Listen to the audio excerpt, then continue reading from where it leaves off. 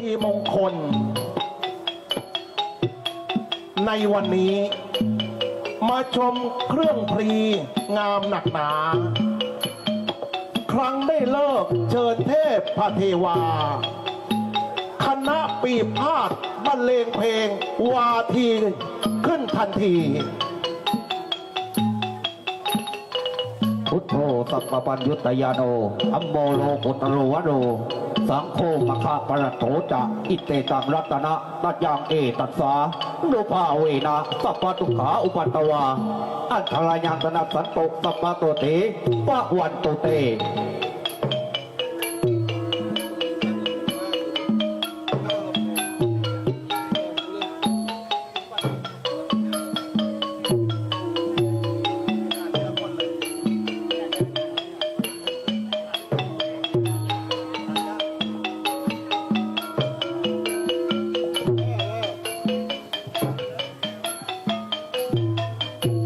กราบเรียนเชิญคุณปนพเสนีวงศ์ณอยุธยา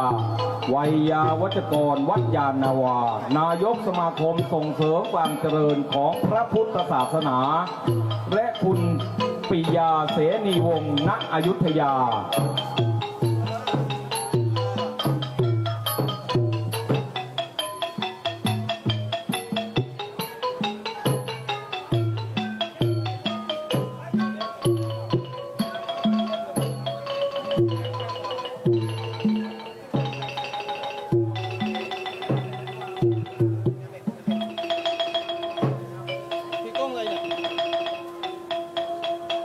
พุทธบูชามหาเทจวันโตธรรมบูชามหาเทจวันโตสังฆบูชามหาโพกอวโหติโลกนาสามอภิปูชยามะ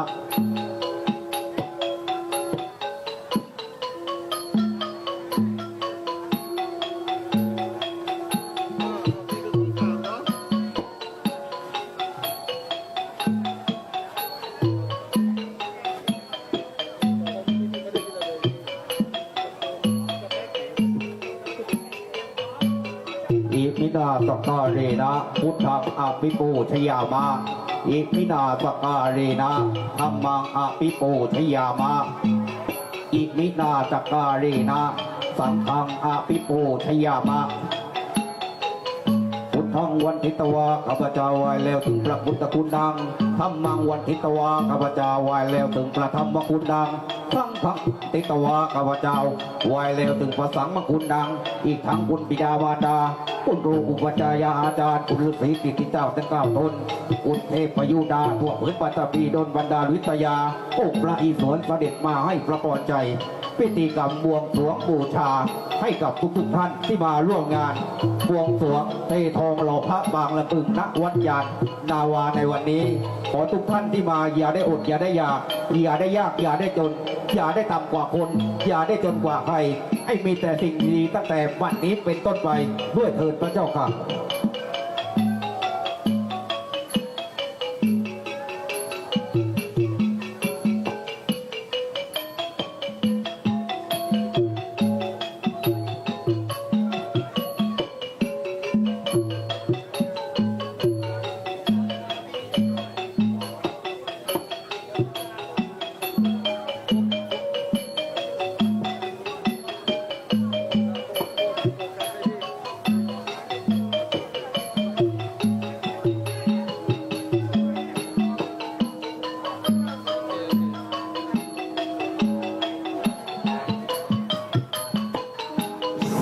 สีวันนี้เป็นวันดีล้ำเลิศประเสริฐยิ่งกว่าวันใดๆทั้งหลายข้าพเจ้าขออนุญาตพ่อแม่ครูบาอาจารย์สิ่งศักดิ์สิทธิ์เจ้าที่เจ้าทางที่อยู่ณสถานที่วัดยานนาวาสถานที่แห่งนี้ประกอบพิธีกรรมเททองหล่อพระปางลำพึงเพื่อเป็นสิริมงคลให้เจริญรุ่งเรืองเป็นมหาเศรษฐีให้แก่ผู้ร่วมเข้าพิธีทุกท่านในพิธีนี้ข้าแต่พ่อปู่ครูบาอาจารย์เทพเทวดาฟ้าดินทุกชั้นทุกวิมานขอ อัญเชิญมาเป็นทิพยาน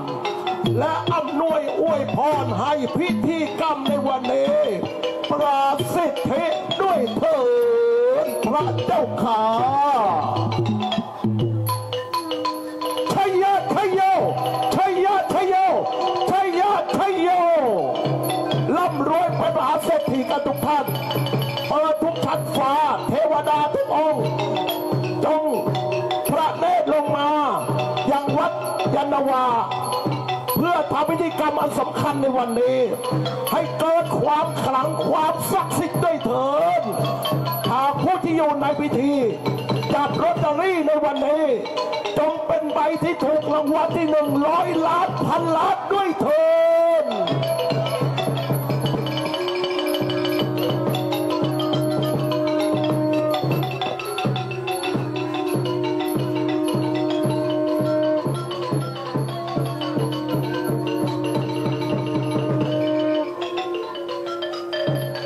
บรมโค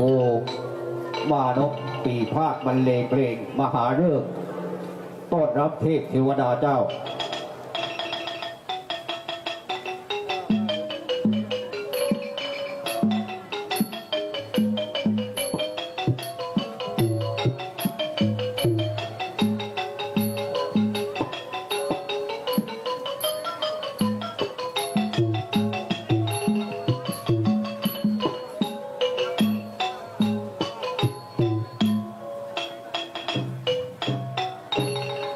อิติปิโสภะคะวะอะวากะพะโสปิติอิ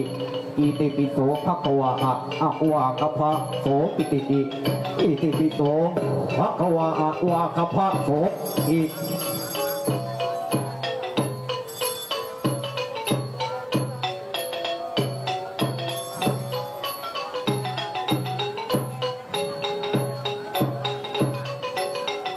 สาธุนะโมตัสสะ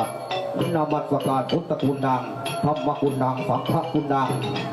พุทโธบิดาคุณนังธัมโมมารดาคุณนังสังโฆอุปัฏยาคุณนังอาจาริยะคุณนังอนุกรรมวาจาคุณนังข้าพเจ้าขอราชวัดพระศรีธรรมบัญญูเพชรตรงเสด็จมาอยู่บ่าเบื้องซ้ายขอเชิญพระนารายณ์ตรงเสด็จมาอยู่บ่าเบื้องขวาขอเชิญพระแม่คงคาจงมาเป็นน้ำลายขอเชิญพระพายจงมาเป็นลมปากขอเชิญพญานาคจงมาเป็นสร้อยสังวานขอเชิญพระคานจงมาเป็นดวงใจข้าพระเจ้าจะทำพิธีกรรมบวงสรวงเททองหล่อพระวางลำพึงนวัดยานนาวาในวันนี้เมื่อไรจะได้รู้เบื่อรู้นายคุณครูปฏิญาณอันอยู่ถ้ำคุณครูศักดิ์สิทธิ์เลื่อนล้ำขอเชิญเสด็จมาช่วยข้าพระเจ้าทำพิธีกรรมในวันนี้เกิดความขลังความศักดิ์สิทธิ์ด้วยเถิดปราพุทธาปราสิทธิปราธรรมปราสิทธิอัปสิทธิปราสิทธิด้วยนะโมพุทธายะปราสิทธิด้วยทุกคุณดังพระธรรมคุณดังพระสังฆคุณดังปราสิทธิเตปราสิทธิเมด้วยเถิดพระเจ้าค่ะ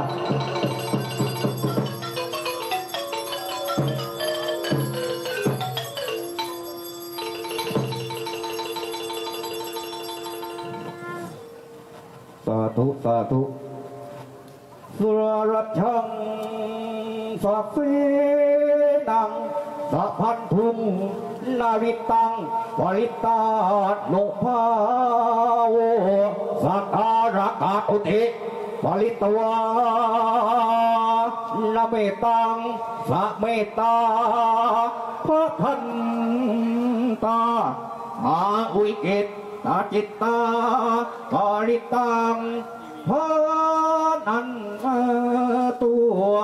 สาธุสักขีกามีจันลูเปอิลิปิคลตเตจันตาลิเควิมาเนอีเปรัตเทจักขาเมทันลัวนักขะเนเฮอะอวดอุอิเกเตอุมมาจะยันตุเทวาจัลลัตวิสัพเพยักขะกันทัพพนาคาอิตตันตาสันติเก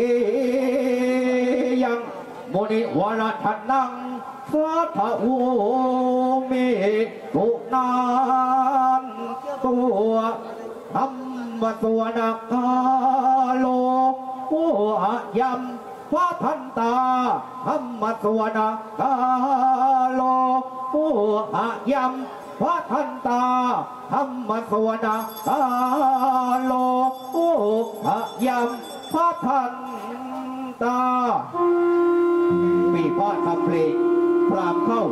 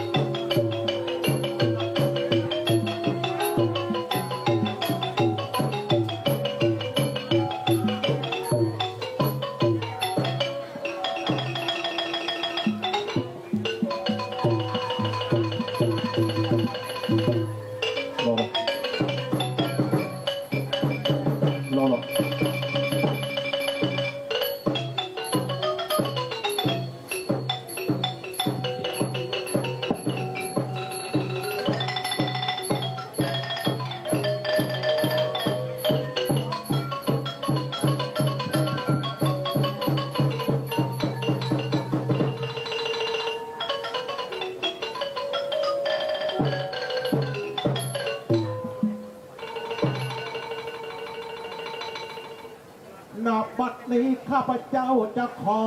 น้อมกล่าวปฏิสถานอัญชรีพระนมขึ้นเหนือเสียงสิโลโรเทพเทวดาจงเปรมปรีปราโมทมโนสารจำลองแห่งองค์บรมกษัตริย์ขัตติยวงศ์อันเรืองเดชอีกทางเท้าไทยเทเวศทั่วทิศสาธุสักเคอยู่ในช่องกามาจรสวรรค์กาเมอยู่ในรูปภพอันจังหวัดพงสิริวิริสิกรัตเตอยู่ในห่วงมหานพสิ่งคอนเขตและคุณเขาจานตะลิเขเทพเทวดาเจ้าอยู่เนืองแน่นในอากาศวิมานเนอยู่ในวิมานพปรัตมนเทียนทองที่เปรัตเถเทพเทวดาเจ้าที่อาศัยอยู่ราชรถแก้วและเรือนหลวงจากข้าเมเทพเทวดาเจ้าทั้งปวงที่อยู่ในบ้านน้อยและเรือนใหญ่ตารุวนาอาคเนเทพเทวดาเจ้าที่สิงสถิตอยู่ต้นไม้พฤกษาศาสตร์เคหะวัตถุมหิเคเตเทพเทวดาเจ้าที่อาศัยอยู่บ้านเรือนไร่และโรงนาภูมิมาเทพเทวดาเจ้าที่อาศัยอยู่บนพื้นภูมิภาคจายันตุเทวาเทพเทวดาเจ้าทั้งหลายเอ่ยวันนี้ข้าพเจ้าจะเททองหล่อองค์พระปางลำพึงข้าพเจ้าขออัญเชิญเทวดาเชิญเสด็จลงมาวัดยานนาวาให้เสด็จลงมาสโมสรประชุมช่วยชาลธาลวิสเมเทพเทวดาเจ้าที่อยู่ในห่วงเหวผาฝั่งน้ำและบนบกขอพี่ได้เสมอกันยักษ์กันทัพพนาคาใช่แต่เท่านั้นอีกทั้งคนทันและนาคราชยักษาผู้เป็นใหญ่ติทันตาสันติเกยังเทพเทวดาเจ้าที่มีความสุขทุกตำบลมุนิวละวัจนังอีกทั้งฤาษีมุนีนาถทุกแห่งหนท่านที่ศักดิ์สิทธิ์ฤทธิล้นด้วยตบะเดชะสาธุโมเมดูก่อนเทพเทวดาเจ้าทั้งปวงเมจงเกษมสารตามลำดับสุนันตุจงอย่าสอดสดับอัดอันตามเลิศขออัญเชิญเถิดทุกพระองค์วันนี้ข้าพเจ้าจะเททองหล่อพระปางลำพึงวัดยานนาวา ข้าพเจ้าจะขออัญเชิญ ท่านให้ลงมาช่วยอำนวยพระพรชัย ให้แก่บรรดาข้าพเจ้าทั้งหลาย และผู้ที่เข้าพิธีทั้งหญิงทั้งชาย ที่ได้ประนมมือและได้บริจาคปัจจัยตามกำลังศรัทธา นั่งอยู่ในพิธี พระองค์จงมาประจำราศีให้มีความเจริญยิ่งพัฒนา ด้วยใจศรัทธาสร้างบารมี อย่าให้ฝืดอย่าให้เครื่องขัดข้องขัดเงอทั้งทรัพย์สมบัติจงมากมีผู้ที่อยู่ในพิธีนึกเงินได้เงิน นึกทองได้ทองนึกสิ่งใดที่หวัง จงสมความปรารถนา อย่าได้มีอันตรายใดๆมาย่ำยีโรคภัยไม่มีมาบีทา จงสมความมุ่งมาตรปรารถนาลาบยศไหลหลั่งลงมา ให้สูงยิ่งด้วยปัญญาทำสิ่งใดนั้นหนาจงได้ผลทุกประการเถิด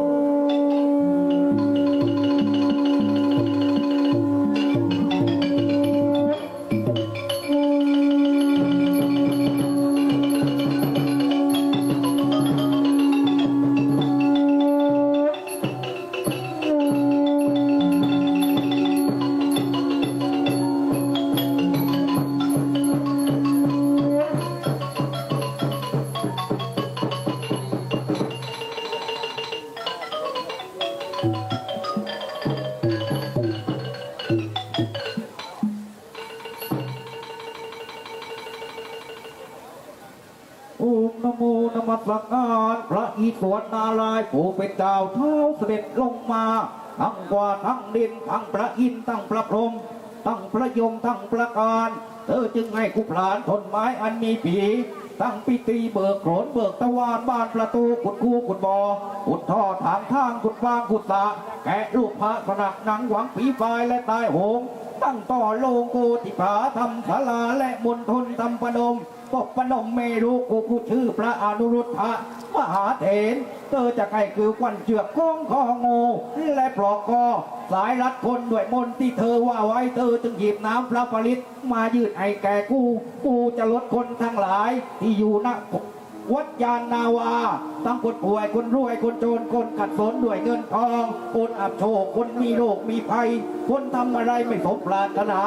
รถสารศาลาและพระภูมิเจ้าที่อันมีอยู่พระคู่ให้เอาต้นมาต่อต้นให้เอาปลายมาต่อปลายต้นฝากไว้แก่พระพายปลายฝากไว้กับตรณิสารองค์นมะ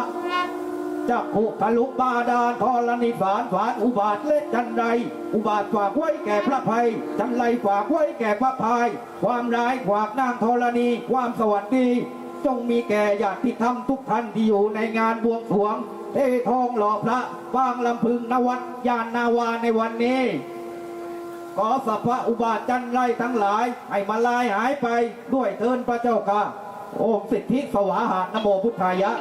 นามประธานจากพระกษัตริย์นั่นคือองค์พระกุสันโธโมคือพระโคนาคมพุทธคือพระพุทธกัสสปะอาคือพระสัมมาณโคดมวิยะคือพระศรีอริยเมตไตรขอเดชะบารมีแห่งองค์สมเด็จพุทธเจ้าทั้งห้าพระองค์ทรงสำเร็จลงมาปราบปูมารไปดีโหผีปีศาจราชทูตนักผีพูดและผีพายโกงเปรตอสูรกายที่แก่ทำมันยาสาสายอยู่ในวัดยานนาวาแกงให้มีโรคไฟไข้โรคอาผีตายโหงผีตายอาจงอย่ามาตั้งกายสารพัดที่สุดอาวุธทั้งหลายขอเกี่ยวกับปราบสัตว์หมู่มารทั้งหลายที่ดุร้ายเหลือขนาดทั้งคุณทั้งไฟที่เขาใช้ให้มาทั้งเบื้องหน้าเบื้องหลังเบื้องต่ำเบื้องสูงเบื้องล่างและเบื้องบนอีกทั้งคุณผีคุณคนคุณไล่กาปาประโยชน์อาถรรพ์ทั้งหลายที่เขาฝังไว้ในหนทางนวัดยานนาวาในระหว่างประตูยนต์ขอเดชะพระสัมปปัญญูเจ้าจงเสด็จลงมาทำลายล้างอวิชชาข้าพเจ้าขออาราธนาถึงคุณพระพุทธคุณพระธรรมคุณพระสงฆ์ผู้ทรงศีลบริสุทธิ์สวดมนต์วันไฟศีลเป็นน้ำพุทธมนต์ทนล้างโทษทานในห่างหายสัพพทุกข์สัพพโศกสัพพโรคสัพพภัย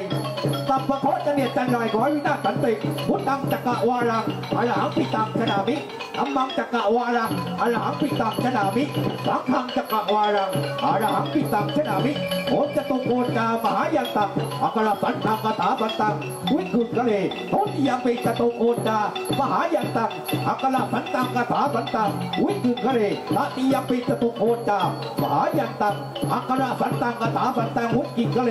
นามานะอะนกนักกะกอนออะนะอะกะอัมอุมะอมิตะอิสุตังสุนะพุทธังสุอะนะอะ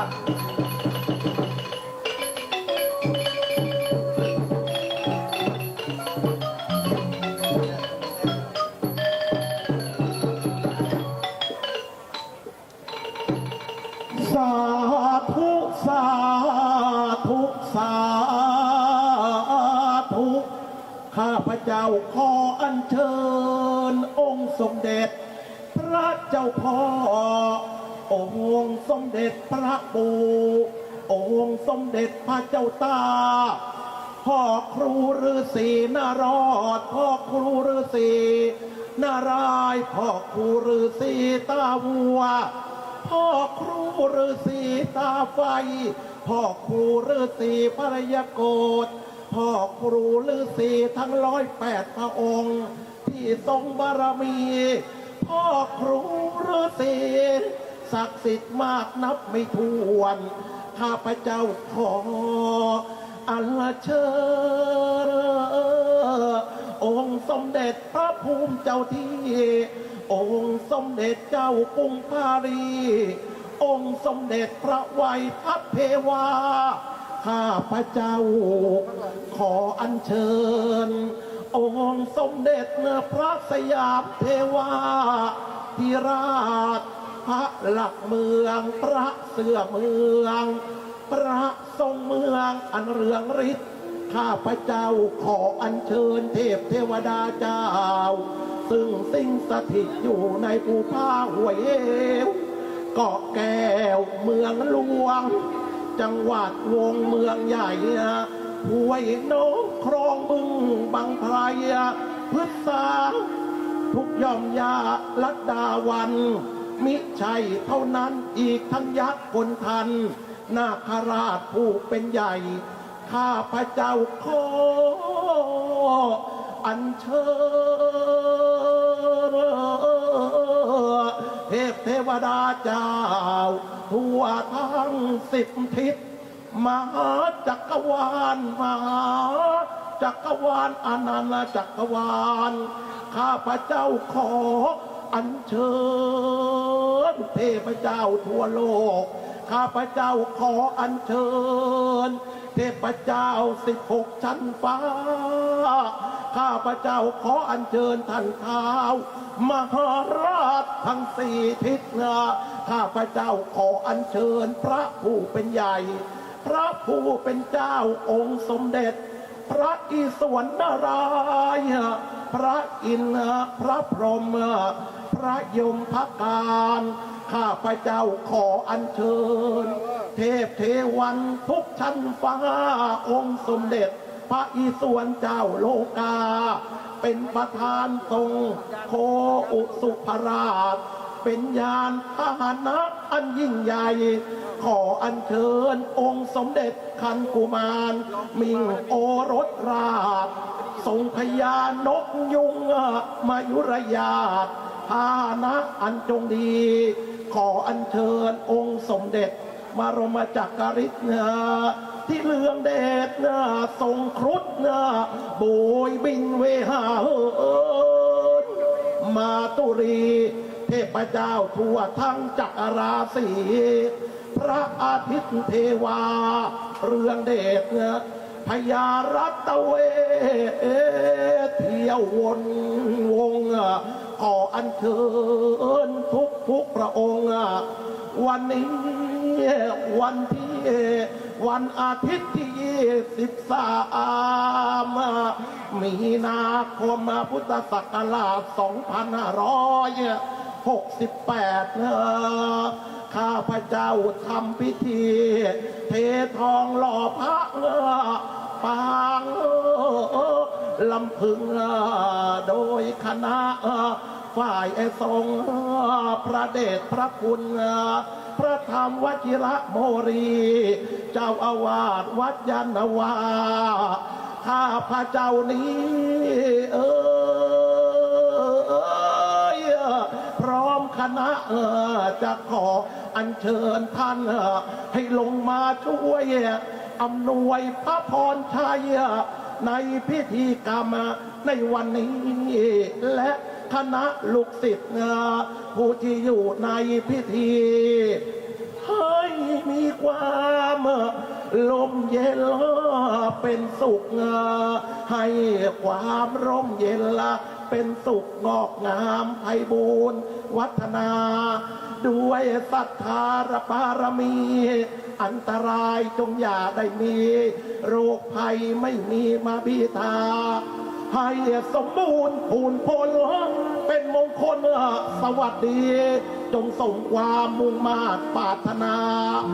ลาบเย็บเพชรไหลหลั่งลงมาทุกประการเถิ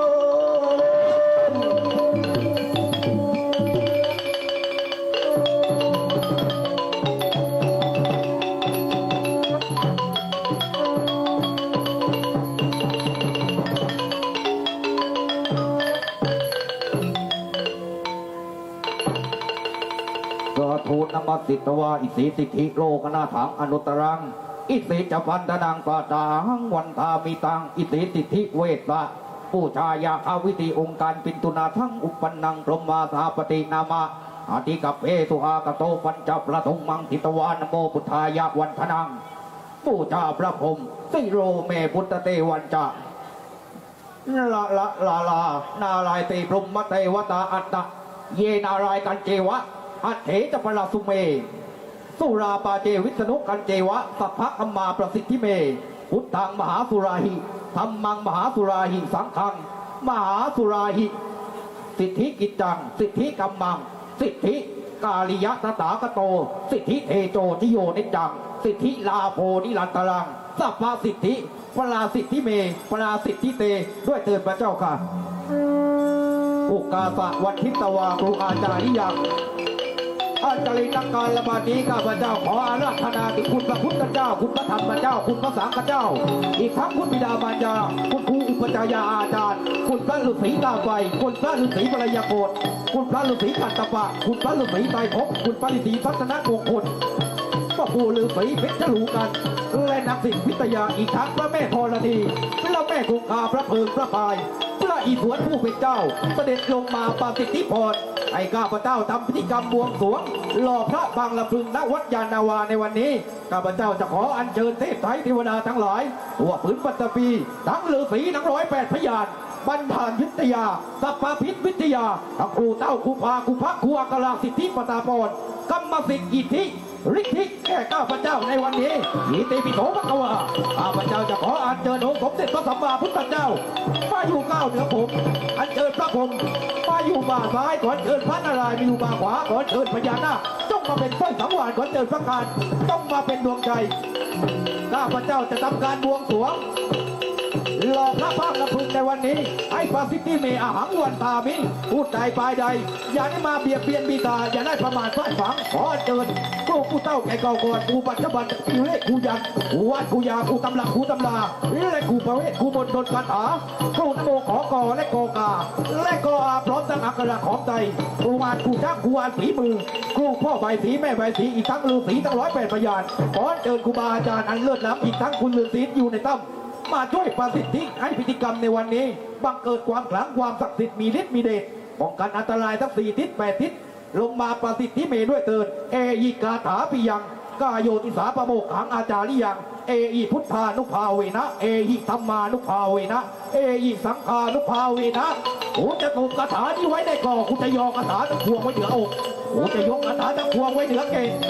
ถ้าอาจารย์ของกูสั่งให้กูเป็นเองกว่าคนทั้งหลายเอยิกายปิยังมะมะพุทธะสารายิโสมาเลสาระเอยิมาเลมาละอาคัจฉยะอาคัจฉยตัมมังสหายละโสมาเลสาระเอยิ มาเรมาระอากาศฉายะอากาศฉายิสังกาปาดิโถมาเลปาเอหิมาเรมาระอากาศฉายะอากาศฉายิมานิมานับปะตาปะพะมะระยะละวะสหะละอังตรงอาตรงอาตรงอีตรงอีตรงอูตรงอูตรงเอตรงอูตรงอาตรงอินตรงอาตรงนโมพุทธายะตรงอักขระทั้ง44ตัวโอกาเปติติกายิปลาสิทธิเมด้วยเถิด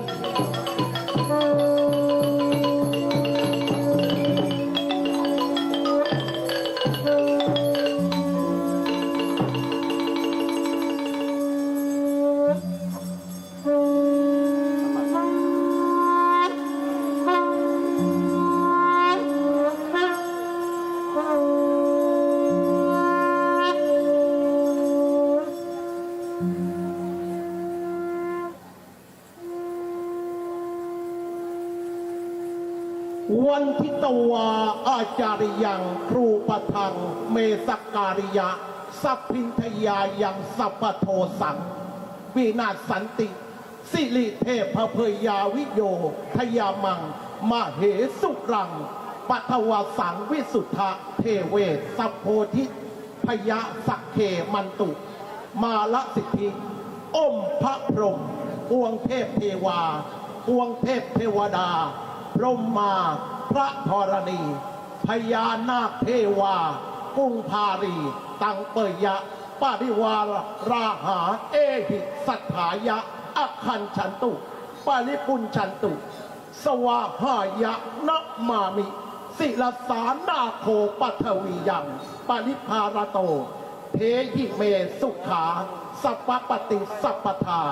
ปุริมะอิสังทัตตะรัตโถจะมหาราชาทิสาภาเคเตปิตุมเหอนุรักขันตุอโรคเยนะสุเขนะจาอัคเนรัสมิงคันทโพจะมหาราชาทิสาภาเคเตปิตุมเหอนุรักขันตุอโรคเยนะสุเขนะจาทักษิณรัสมิงวิรูปตะโกจะมหาราชาทิสาภาเคหะลติสมิงเทวาจะมหาราชาทิสาภาเคเตปิตุมเหอนุรักขันตุอโรคเยนะสุเขนะจาปัจฉิมรัสมิงวิรูปโขจะมหาราชาทิสาภาเคเตปิตุมเหอนุรักขันตุอโรคเยนะสุเขนะจาพายัพรัสมิงนาโคจะมหาราชาทิสาภาเคเตปิตุมเหอนุรักขันตุอโรคเยนะสุเขนะจาอุตตรัสมิงกุเวโลจะมหาราชาทิสาภาเคเตปิตุมเหอนุรักขันตุอโรคเยนะสุเขนะจาอีสานรัสมิงยักขาจะมหาราชาทิสาภาเคเตปิตุมเหอนุรักขันตุอโรคเยนะสุเขนะจาสูปะพยัญชนะสัมปันนังปริปุญชันตุโอมนะโมพุทธรัตนังสารนังคัจฉามิโอมนะโมธรรมรัตนังสารนังคัจฉามิโอมนะโมสังฆรัตนังสารนังคัจฉามิอุปรัสมิงทิสาภาเคจาตารโรทิสาภาเทวามหาเทวาจันโทสะสุริโยจสุริโยจะอินโทจะพรหมโนจะ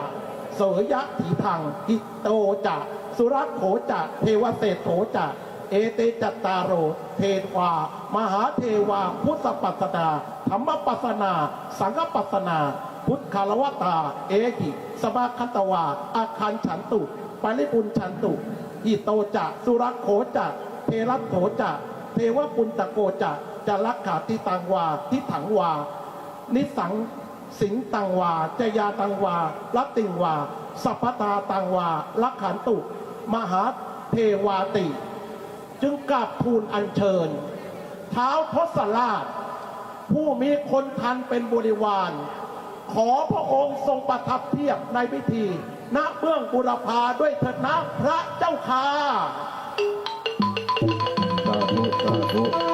อิติปิโสภควายามราชาโนท้าวเวสสุวรรณโนมรณะทุกขังมหาภูมิโตนะโมพุทธายะ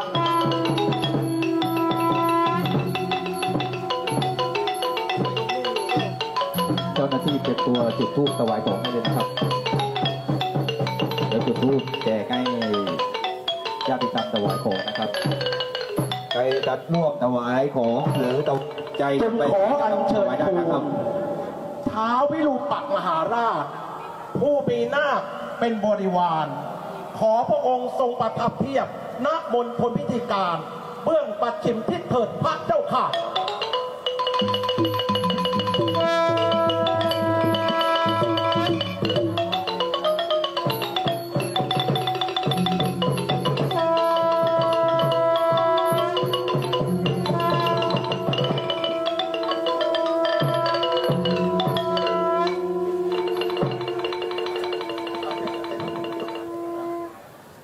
จึงขอกราบทูลอัญเชิญ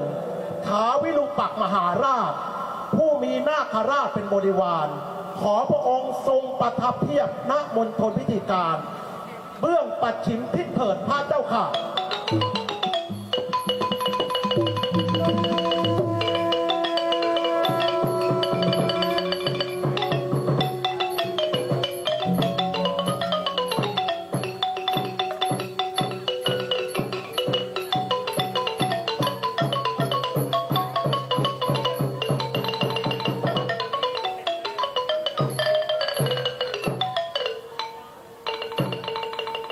จึงขอกราบทูลอัญเชิญท้าวเวสสุวรรณโนราชาพญายักษ์ ขอพระองค์ทรงประทับเทียบในมณฑลสถานที่พิธีนี้ เบื้องอุดรด้วยเถิดพระเจ้าค่ะ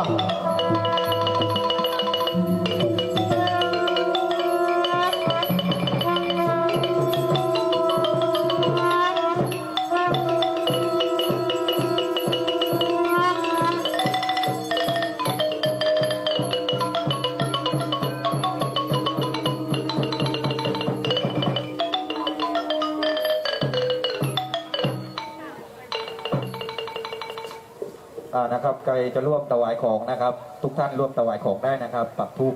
บนอาหารนะครับถวายแก่ตัวเทพเทวดานะครับ ให้สิ่งศักดิ์สิทธิ์และใครจะร่วมปัจจัยถวายวัดให้เหน็บตรงใบสีได้นะครับใบสีหลักใบสีเทพใบสี เรียนเชิญ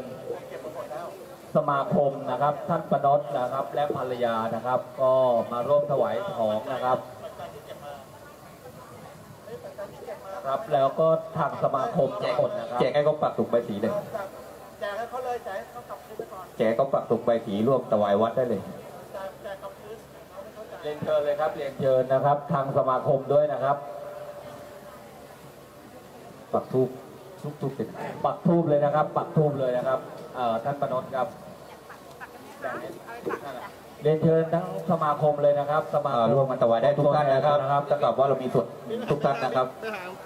เราจะถวายปัจจัย10 บาท 20 บาทให้กับวัดถ้ากับว่าเราได้ร่วมเททองหล่อพระในครั้งนี้นะครับขอความสิริมงคลจงบังเกิดแก่ทุกท่านนะครับขอทุกท่านมีแต่สิ่งดีๆนะครับคิดเงินขอให้ได้เงินคิดทองขอให้ได้ทองนะครับทำการสิ่งใดก็ขอให้สมความปรารถนาลาภยศไหลหลั่งลงมาทุกๆประการด้วยนะครับ พุทธังวันตาวันธนานังพรหมังอาหังวันทามิธัมมังวันธนานังอิทธาลิยังอาหังวันทามิสังฆังวันธนานังพระหลักเมืองประเสื่อเมืองประทรงเมืองประกาศใจศรีเจ้าพ่อเจตคุปเจ้าพ่อหอกองพระภูมิเทวานังเจ้าที่เจ้าทางหน้าที่อยู่วัดยานนาวาหน้าที่แห่งนี้อาหังวันทามิอัคคีปาหูปุพัง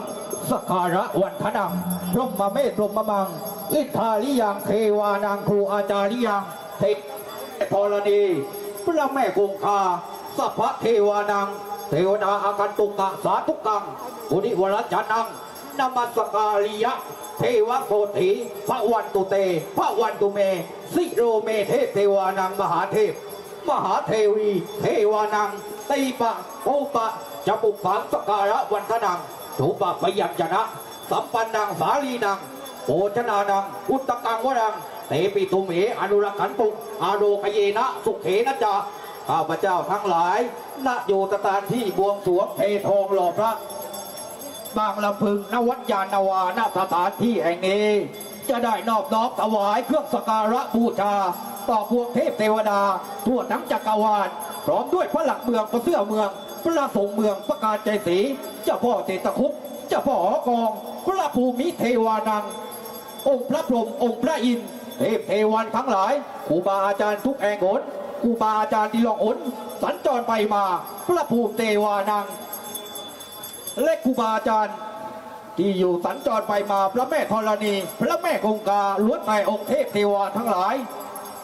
อาลุกะเทวาพฤกษเทวาพร้อมทั้งฤาษีทั้ง108พยานและสิ่งศักดิ์สิทธิ์ทั้งหลายเจ้าที่เจ้าทางที่ประจำอยู่ณวัดยานนาวาณสถานที่แห่งนี้ขอจงได้โปรดรับเครื่องสักการะเครื่องบวงสรวงเครื่องบูชาพร้อมทั้งใบสีหลักใบสีพรม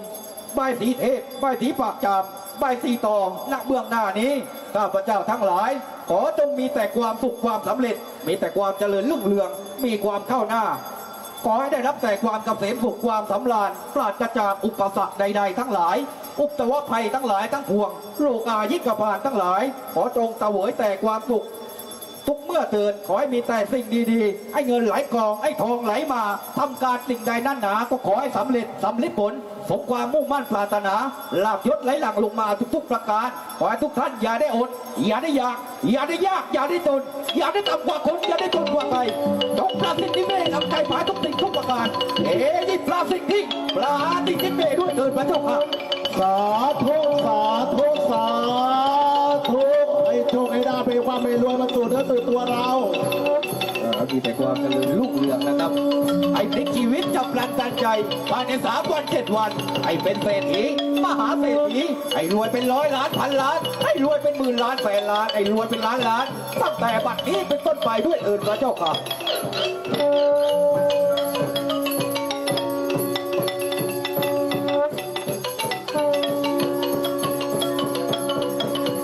เดี๋ยว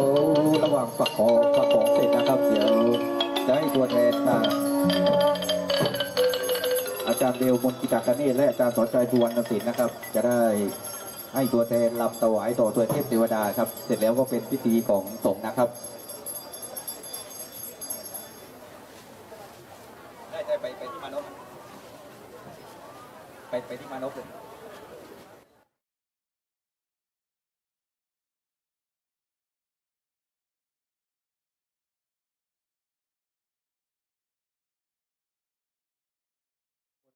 จงบังเกิดแก่ทุกท่านให้สัพพทุกข์สัพพโศกสัพพโรคสัพพภัยสัพพเคราะห์จะเนียดจันไรก็ขอให้พินาศสันตินะครับขอให้มีแต่สิ่งดีๆนะครับขอให้สุขภาพร่างกายแข็งแรงทำการสิ่งใดนั่นหนาก็ขอให้สำเร็จผลจงความมุ่งมั่นปรารถนาทุกประการคำว่าไม่ได้คำว่าไม่มีก็ขออย่ามาบังเกิดแก่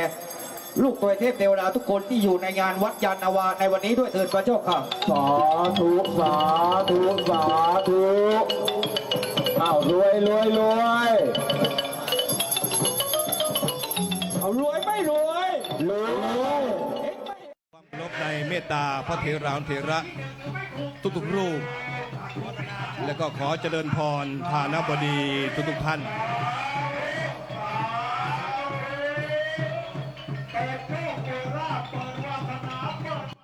มีเปิดแก้วแหวนเงินทองโชคลาภเปิดได้รับโชคลาภเงินหมื่นเปิดได้โชคลาภเงินแสนเปิดได้โชคลาภรับเงินล้านร้อยล้านพันล้านรวยกันทุกคนในวันนี้และรวยทุกวันตลอดปี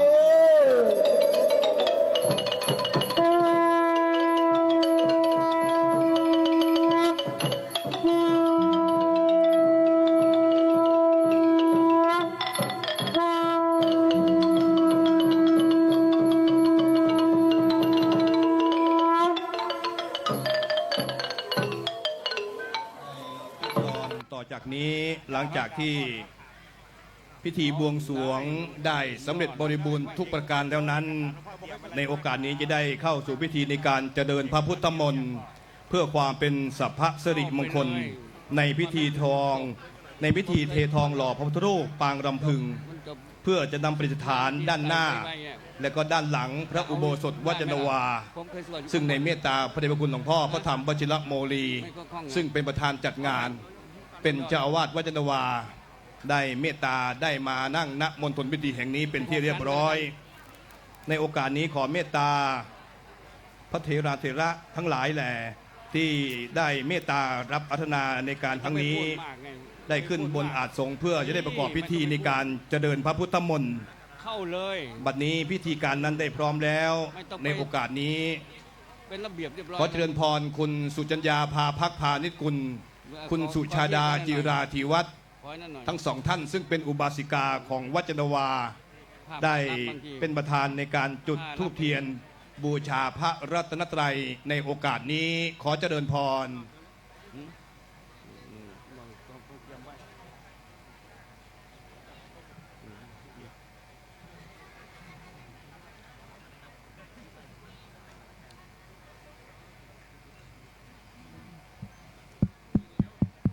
มันต้องไปทางโน้นมันถ่ายทางนี้มันก็ถ่ายได้แต่หลังเนี่ยเพราะว่าเขาเข้าทางนี้นั่นเนี่ยมุมกล้องมันต้องเป็น แต่เขาสั่งมาเขาไปทำแล้วบอกมาจะเข้านี่เลย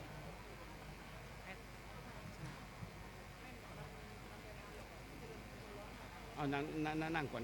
เมื่อประธานในพิธีได้จุดธูปเทียนบูชาพระรัตนตรัยเป็นที่เรียบร้อยเจริญพรนั่งณที่เก้าอี้รับรองต่อจากนี้เชิญท่านทั้งหลาย บุญเกิดจากกิจความศักดิ์สิทธิ์เกิดจากใจเบื้องหน้าต่อจากนี้ไป เชิญท่านทั้งหลาย ผู้มีลมหายใจเป็นทุนจะได้บุญเป็นกำไรของชีวิต ด้วยการตั้งจิตให้น้ำใส ตั้งใจให้น้ำยมในการอาราธนาศีลห้ารับศีลห้าระดับถัดจากนี้เป็นต้นไป วังนี่เขาไม่ได้พูดนี่หรอกไม่อยากให้พูดเลยผมพิธีกรรมอย่างนี้มันต้องเข้าใจอย่าไป ครับ ใส่ ขอเรียนเชิญทุกท่านตั้งใจสมาทานศีลพร้อมๆกันนะครับมะยังพันเตวิสุงวิสุงรักนาทายา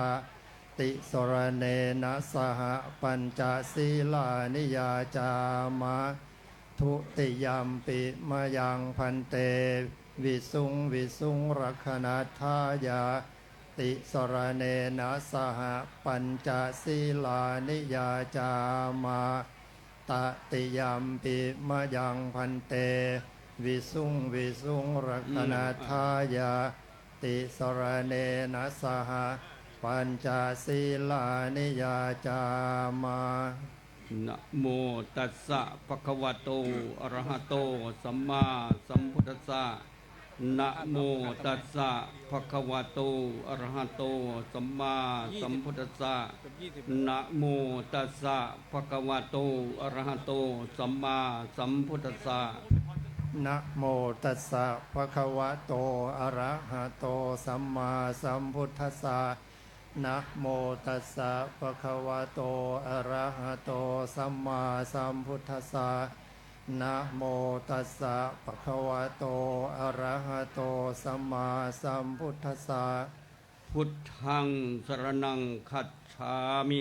พุทธังสรณังคัจฉามิ ธัมมังสรณังคัจฉามิ ธัมมังสรณังคัจฉามิ สังฆังสรณังคัจฉามิ สังฆังสรณังคัจฉามิ ทุติยัมปิพุทธังสรณังคัจฉามิ ทุติยัมปิพุทธังสรณังคัจฉามิ ทุติยัมปิธัมมังสรณังคัจฉามิ ทุติยัมปิธัมมังสรณังคัจฉามิ ทุติยัมปิสังฆังสรณังคัจฉามิ ทุติยัมปิสังฆังสรณังคัจฉามิ ตาติยัมปิพุทธังสรณังคัจฉามิ ตติยัมปิพุทธังสรณังคัจฉามิ ตาติยัมปิธัมมังสรณังคัจฉามิ ตติยัมปิธัมมังสรณังคัจฉามิ ตาติยัมปิสังฆังสรณังคัจฉามิ ตติยัมปิสังฆังสรณังคัจฉามิ ปานาติปาตาเวรมณีสิกขาปะทังสมาธิยามิ ปานาติปาตาเวระมณีสิกขาปะทังสมาธิยามิ อทินนาทานาเวรมณีสิกขาปะทังสมาธิยามิ อทินนาทานาเวระมณีสิกขาปะทังสมาธิยามิ กาเมสุมิชฌาจาราเวรมณีสิกขาปะทังสมาธิยามิ กาเมสุมิชฌาจาราเวระมณีสิกขาปะทังสมาธิยามิ มุสาวาทาเวรมณีสิกขาปะทังสมาธิยามิ มุสาวาทา เวระมณีสิกขาปะทังสมาธิยามิ สุราเมรยมัชฌปมาทัฏฐานาเวรมณีสิกขาปะทังสมาธิยามิ สุราเมรยมัชฌะปมาทฐานาเวระมณีสิกขาปะทังสมาธิยามิ อิมานิปัญจสิกขาปทานิสีเลนะสุขติงยันติสีเลนะโภคสมทานสีเลนะนิพุติงยันติตัสสมาสิรังวิโสทะเย วิปติปฏิภาหายะสัพพสัมปติสิทธิยาสัพพทุกขวินาศายะปริตังโพธมังคลังวิปติปฏิภาหายะสัพพสัมปติสิทธิยาสัพพพยวินาศายะปริตังโพธมังคลังวิปติปฏิภาหายะสัพพสัมปติสิทธิยาสัพพโรคะวินาศายะปริตังโพธมังคลังภลิตวานเมตังสเมตังพัทันตาอวิคิตจิตตาปริตังพนันโตสมันตาจักวาเรโสอัตราคัจฉันตุเทวตาสัทธมังมุนิราชสะสุนันโตสักขโมคทังสักเคกาเมจารุเปคิริสิกขรตาเตจันตริเควิมาเนทิเปรเทจะคาเมตรุณะขหะเนเคหาวัตุมิเคเตปุมมาจายันโตเทวาชละทละวิสเมยักขคันทัพพนาคาติทันตาสันติเกยังมุนิวะระวจนังสาทโวเมสุนันตุธรรมสวรรกาโลอายัมปทันตาธรรมสวรรกาโลอายัมปทันตาธรรมสวรรกาโลอายัมปทันตานะโมตัสสะภะคะวะโตอะระหะโตสัมมาสัมพุทธัสสะนะโมตัสสะภะคะวะโตอะระหะโตสัมมาสัมพุทธัสสะอิติปิโสภะคะวะอะระหังสัมมาสัมพุทโธเวชาจรณะสัมปันธ์สุขโตโลกวิโตอนุตตโลปุริสธรรมสารติสัทธาเกวมนวสานังพุทโธภควาติสวากาโตภควาธรรมวสันติติโกอาการิโกเวญิปัสสิโกวปนัยโกปัจจตังเวทิตาโพเวนอิติสุปฏิปันโนภะคะวะโตสาวกสังโฆวุชุปฏิปันโนภะคะวะโตสาวกสังโฆยายปฏิปันโนภะคะวะโตสาวกสังโฆสามีจิปฏิปันโนภะคะวะโตสาวกสังโฆยติตังดาริปุริสายุคานิยาถาปุริสัพพุคลาเยสัพพะกวันตนสาวกสังโฆอาหุนนายโยปาหุนนาย ทักขินายโยอัญชริกรณิโยอนุตตรังปัญญาแก่ตังโลกาสันติภาหุงสหัสสมพิเนมิตสาวุปันตังกิเมกรังอุกิตโครัสเสนมารังธานาทิตัมมวิตินาจิตวามุนินตัวตันแต่สสาปวัตุเตสยมังคลานิมาราติเรกมปิโยติสาสาปราเตงโกรัมระวกมาคมาธาตยาคังคานเตสุตันตวิตินาจิตวามุนินตัวตันแต่สสาปวัตุเตสยมังคลานินาราคิเรงคชวรังอติมาตปูตังทาวากิจากรรมสนิวาสุนตุนันตังเมตัมมุเสกมิตินาจิตวามุนินตัวตันแต่สสาปวัตุเตสยมังคลานิโวเกตขาดกรรมวิหารสตุตารุนันตังทาวันติโยจันปตัง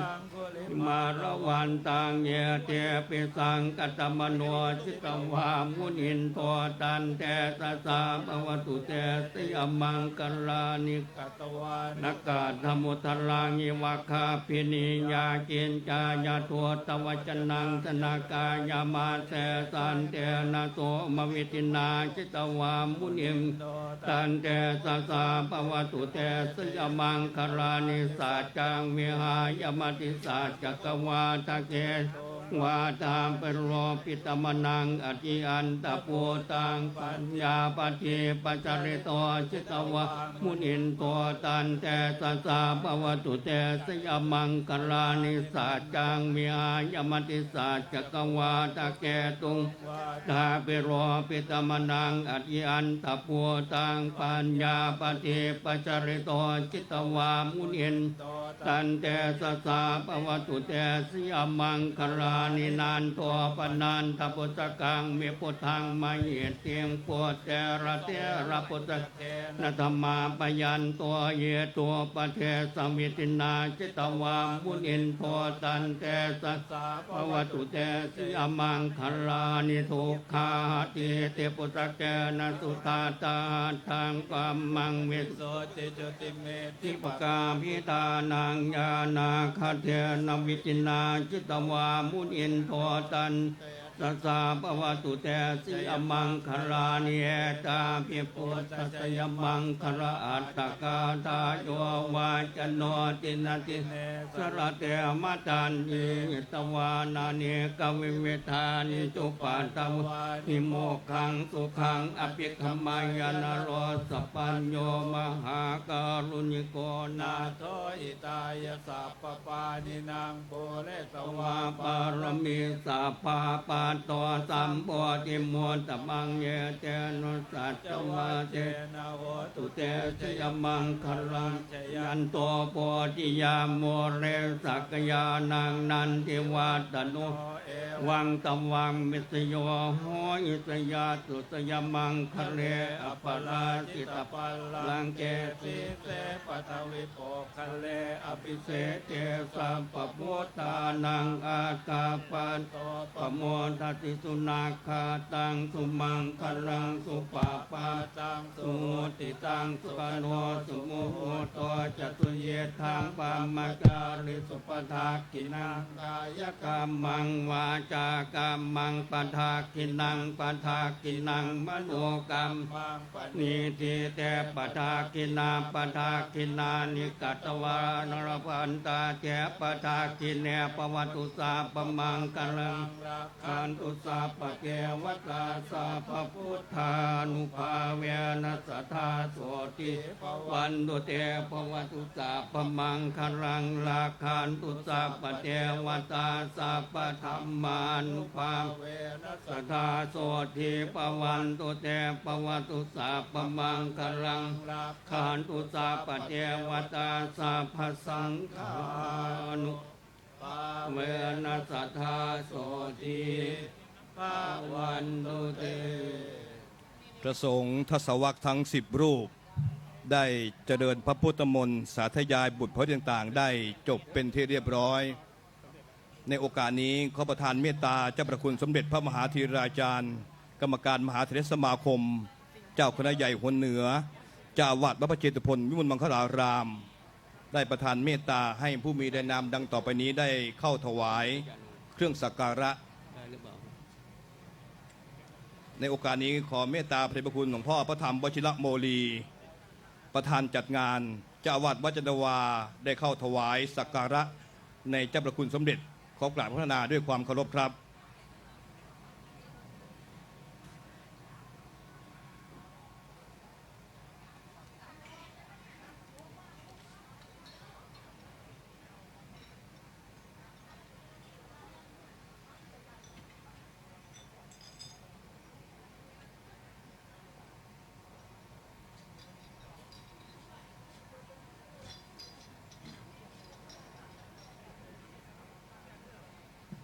ขอเจริญพรคุณสุจัญญาภาพักพานิชกุลประธานมูลนิธิวัดจันทวา และคุณสุชาดาจิราธิวัฒน์รองประธานมูลนิธิวัดจันทวา ประธานพิธีฝ่ายคฤหัสถ์ได้เข้าถวายสักการะในเจ้าพระคุณสมเด็จขอเจริญพร พร้อมกันนี้เจริญพรอุบาสิกาทั้งสองท่านได้ถวายเครื่องเทธรรมในการครั้งนี้ด้วย งัดเอาไปเลย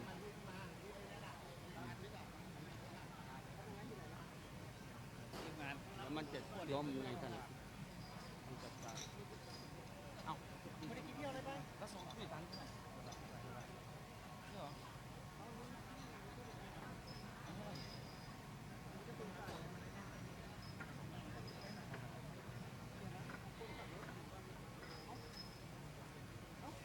นี่ท่านเจ้าคุณนี่เอาไปเตรียมไว้นั่นแหละก็ต้องเตรียมไว้ตรงไหนเนี่ยเจ้าหน้าที่จะไปเตรียมไว้เวลานั่นก็เรียกหากันอยู่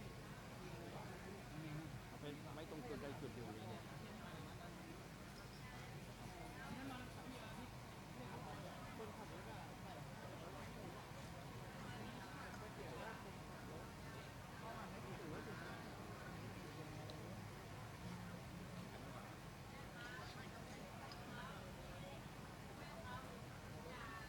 ในการนี้เจริญพรแม่ชีสุวรรณากิจพ่อค้า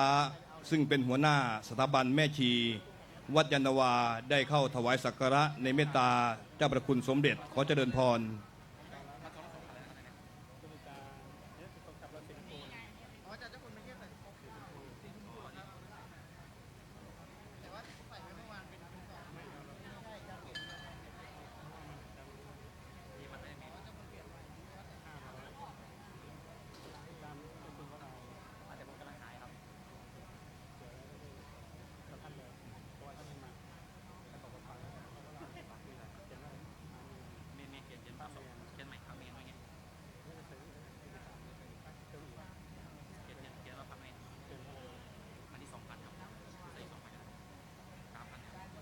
และท่านสุดท้ายขอเจริญพรนายธวัชชัยแพงไทย ผู้อำนวยการเขตสาทรได้เข้าถวายสักการะในเมตตาเจ้าพระคุณสมเด็จ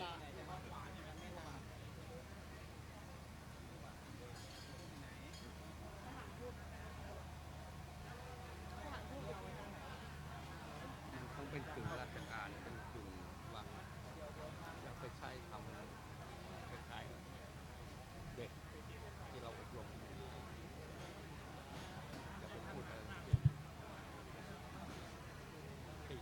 ตรงนั้นยายมันทำได้ในพิธีนี่อันนี้เล็กอันนึงปักเด็กหรือเปล่าพิธียานี่ก็สอน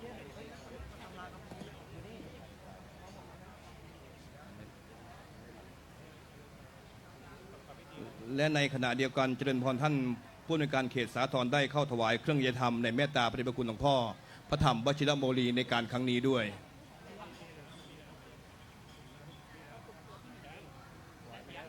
และในต่อจากนี้ขอประทานเมตตาเจ้าพระคุณสมเด็จประธานพิธีฝ่ายบรรพชิต ได้ประกอบพิธีในการเททองหล่อพระพุทธรูปปางรำพึง และพระพุทธยานนาวาขนาดหน้าตัก 5 นิ้วและ 9 นิ้วรุ่นแรกขอประทานกราบเมตตาด้วยความเคารพอย่างสูงครับ ตอนพุทธยังใช้ก่อนไม่รู้จักขั้นตอน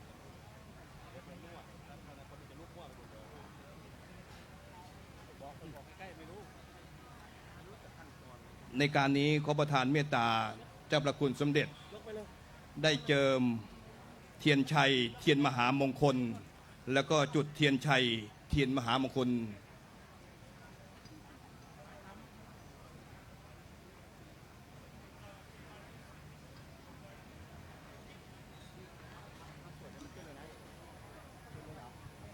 เชิญทานบริท่านได้ยืนขึ้น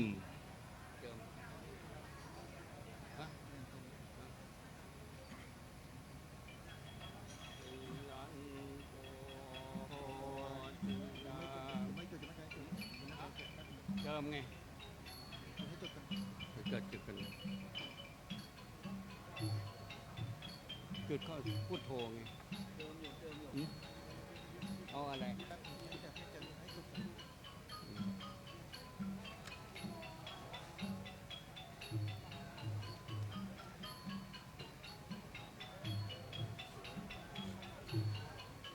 เอาบทไหนอ่ะเอาบทไหนสยันโตโพธิยามุเรสักยานันนันนิ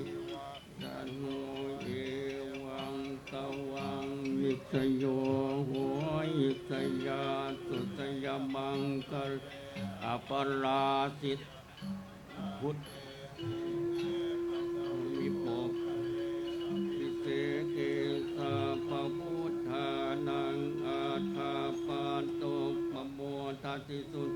กาตังสุมังคลังสุปาปาตังสุโหติตังสุกโนสุโมโหตัวจัตุยทางธรรมจาริสุปทากินังยกัมจากอากินังปัญญังโลกังเทปทากินาปทากินานิกัตอันตาเทปทากินี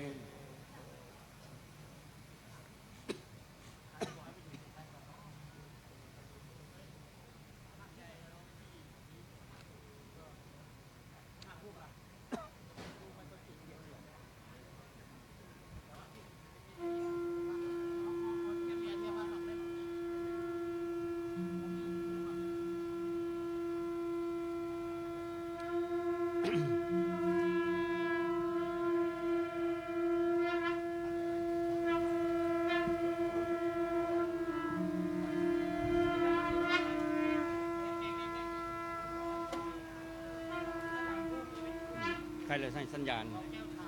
ตูน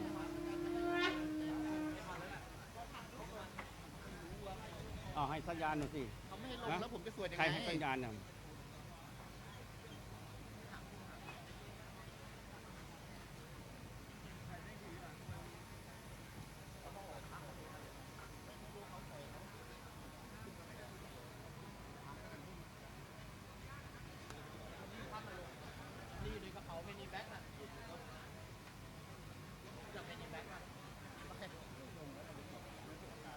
เอาเลยเอาเลยนะยันโต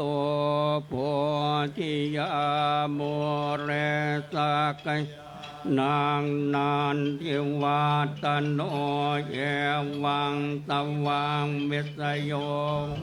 ยสยานสุตยมทะเลอปราสิตาปัลลังแกสีเสปทวิปกทะเลอภิเสกสัพพพุทธานังอาคาปาโตปโมทัติสุขาตังสุมังคลังสุปาปาตังสุหัวทิตังสุขันโนสุโมโหโตมกสุเย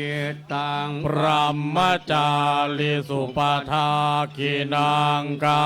ยกรรมังวาจากรรมังปทากินังปทากินังมโนกรรมังปานิทิเตปทาคินนาปทาคินนานิกตวานรพันปทาคินเลยานโตป ทิยามูเลสากยานังนัน ทิวา ตันโนเอวังตวังวิชัยโยโหยชัยยา สุสยมังคะเรอปาราสัจจลังแกสีเสปดาเวปโกคะเรอภิแก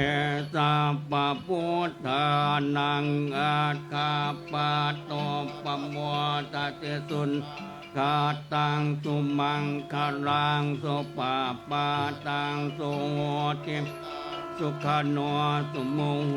ตัวจะสุเยตังปะมัจจาริสุปทากินังกายกรรมวาจากังปะทากินังปะทากินังมนุกามังปานิเทเตปะทากินังปะทากิน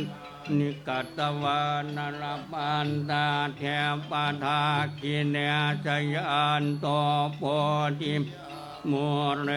สักยานังนันทิวัตันเอวังตวังมิสโยหัวอิสยาตุสยมกะเรอปราสิตาปัลลังแกสีแสปัตเวปกเรอภิเสกแกสาปพุทธานังอาคาปะโตปัมตัติสุนาคาตังสุมังคลังสุปาปาตังสุจิตังสุกาโนสุโมโหตัวจะสุเยตังพามังการิสุทินังกายกรรมังวาจากรรมังปะทาคินังปะทาคินมโนกรรมังปณิทิเตปะทาคินปะทาคินานิกัตวานรพันตาเท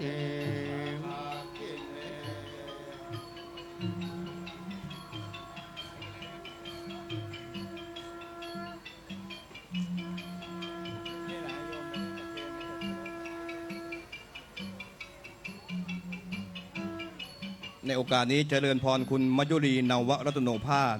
แม่ชีสุวรรณากิจพ่อค้าคุณพัชรีหลินวัฒนา คุณเยาวมานวัชระเรืองศรีหม่อมหลวงชาญโชติชมพูนุชคุณปนชเสนีวงศ์ณอยุธยาท่านผู้อำนวยการนิชาพัฒน์ลัทธิพิรมย์ โตโพธิยามเรสักยานังนาทิวัตโนเอวังตวังเวสโยหัวอิสยาสุไสอังคาเรอปราสิตาปัลลังแกสีเสปทเวโปคาเรอภิเสกแกสาปพุทธานังอาคาปะโตปัมดัติสุนาคาตังสุมังคลังสุปาปาตังสุเทตังสุกันสุโมโหตัวจะสุเยตังปามมะการิสุปทากินกายกรรมังวาจากรรมังปทากินังปทากินังมนุกรรมังปณิทิเตปทากินาปกินานิกัตวานรพันตาเทปทากิเนจยานโตโพธิยะมัวเรสักยานังนันทิวัตันเอวังตวังเมสโยโหยสยาตุสยมังคะเรอปราสิตัมลังแกสีแสปัทวิโปคะเรอภิเสกสาปพุทธานังอาคาปะโตปโมตติสุนกาตังสุมังคลังสุปาปาตังสุเทตังสุกาโนสุโมโหตัวจะสุเยตังพามมาจาริสุปัมกินังกายกรรมังวาจากรรมังปะทะกินังปะทะกินังมโนกรรมังปานิทิเตปะทะกินาปะทะกิน นิกัตวานรพันตาเทปทาคิเนชยานโตโพธิยามเรสักยานังนานจิวัตนุเอวังตวังวิสโยโหหิสยาตุสัยคาเรอปราสิตาปัลลังแกสิเสปทวิโปกะเรอภิเสกสัพพพุทธานังอาคาปาโตปโมทติสุนคาตังสุมังคลังสุปาปาตังสุโหติตังกโนสุโมโหตัวจัตุทางธรรมจาริกตงคมุนมัคคุมกามังวาจากามังปะทินังปะทาคินังมนุกามังปณิทิเตปะคินาปะทาคินานิกัตวานรพันตาเทปะทาคิเน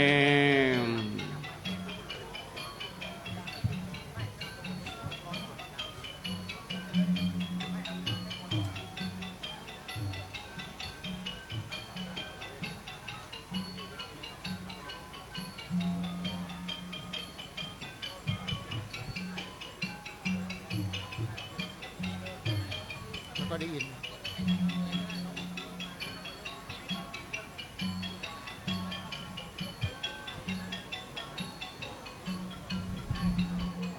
พระสงฆ์ทั้ง10 รูปได้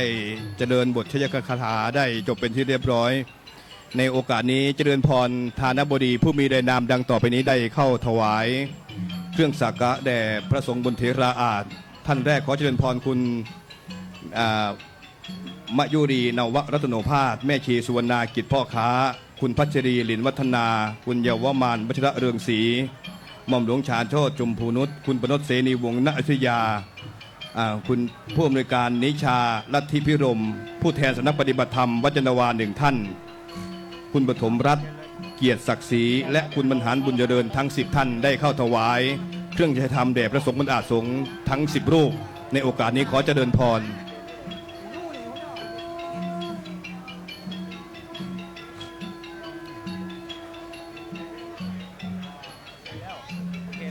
เขียนไปแล้ว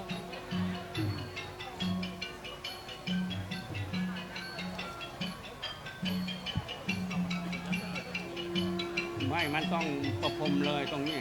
ในช่วงเนี้ยอืม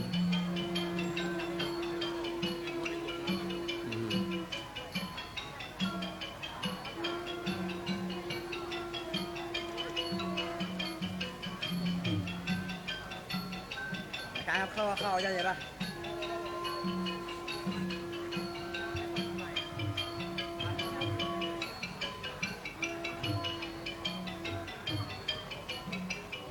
วานมารับ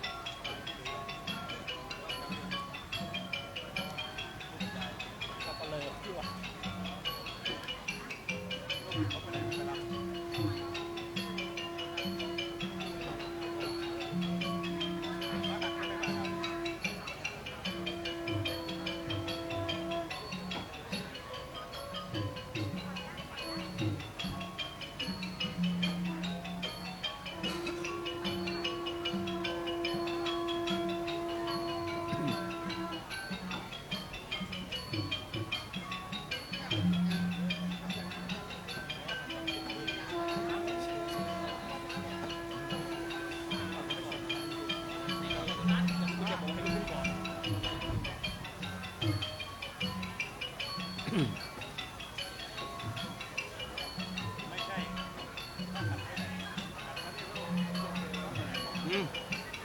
ต้องโน่นแล้วสำนักงาน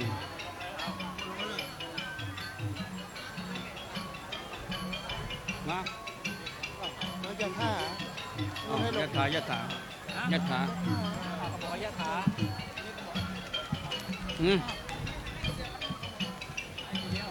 ฮะอะไรนะวะ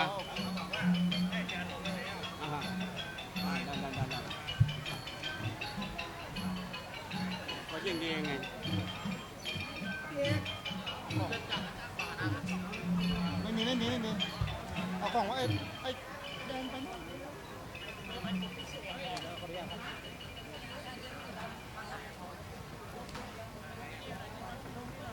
และในลำดับถัดจากนี้จะได้เจริญพรทานน้ำบดี4ท่าน ได้จุดเทียน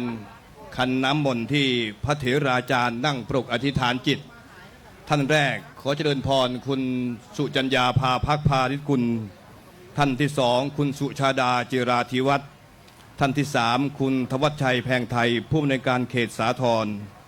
และท่านที่สี่คุณปนชเสนีวงศ์ณอยุธยาทั้ง4ท่านได้เป็นผู้แทนทานบดีของวัดจันทวาในการจุดเทียนน้ำพระพุทธมนต์ที่ขันของพระเถราจารย์ซึ่งเป็นพระภาวนาจารย์ในการนั่งปลุกอธิษฐานจิตขอเจริญพร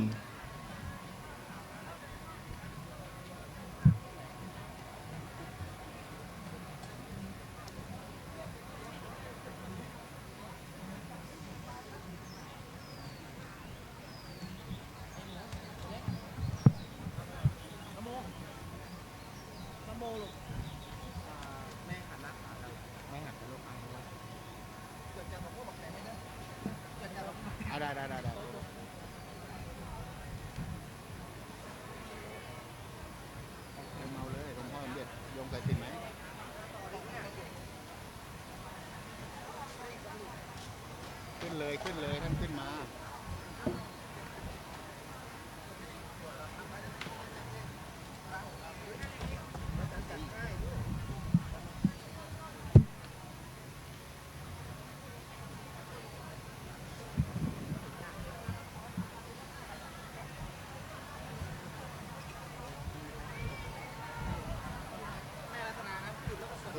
สวดเลย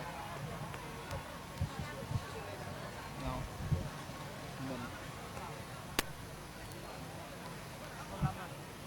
ตู้ไปเลยเกมขึ้นอะไรจะขึ้นน้ำโมง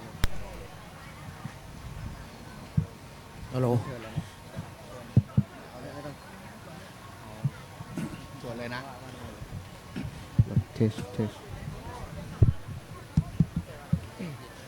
นะโมตัสสะภะคะวะโตอะระหะโตสัมมาสัมพุทธัสสะนะโมตัสสะภะคะวะโตอะระหะโตสัมมาสัมพุทธัสสะนะโมตัสสะภะคะวะโตอะระหะโตสัมมาสัมพุทธัสสะธังสรณังคัจฉามิธัมมังสรณังคัจฉามิสังฆังสรณังคัจฉา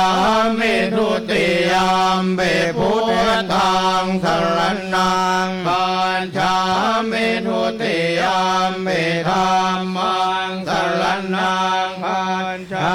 มิทุติยมปิสังฆังสรณังคัจฉามิตติยมปิพุทธังสรณังคัจฉามิตติยมปิธัมมังสรณังคัจฉามิตติยมปิสังฆังสรณังคัจฉา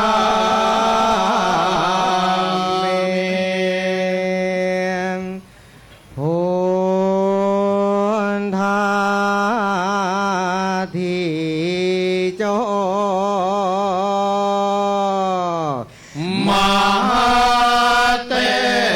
โชธรรมจันโนรัสสะโรสังฆตา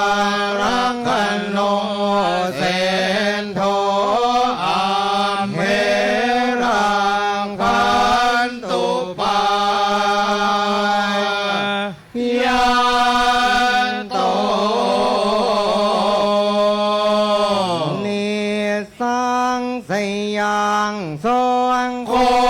โนมังควาอะระหังสัมมาสัมพุ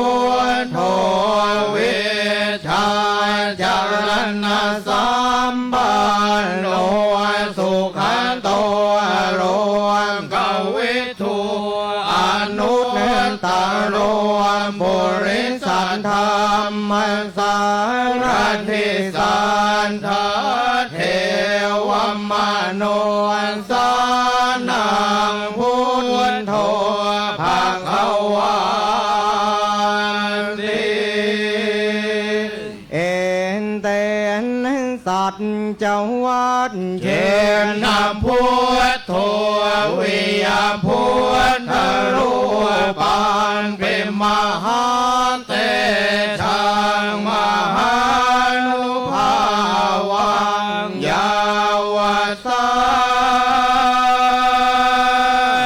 สานั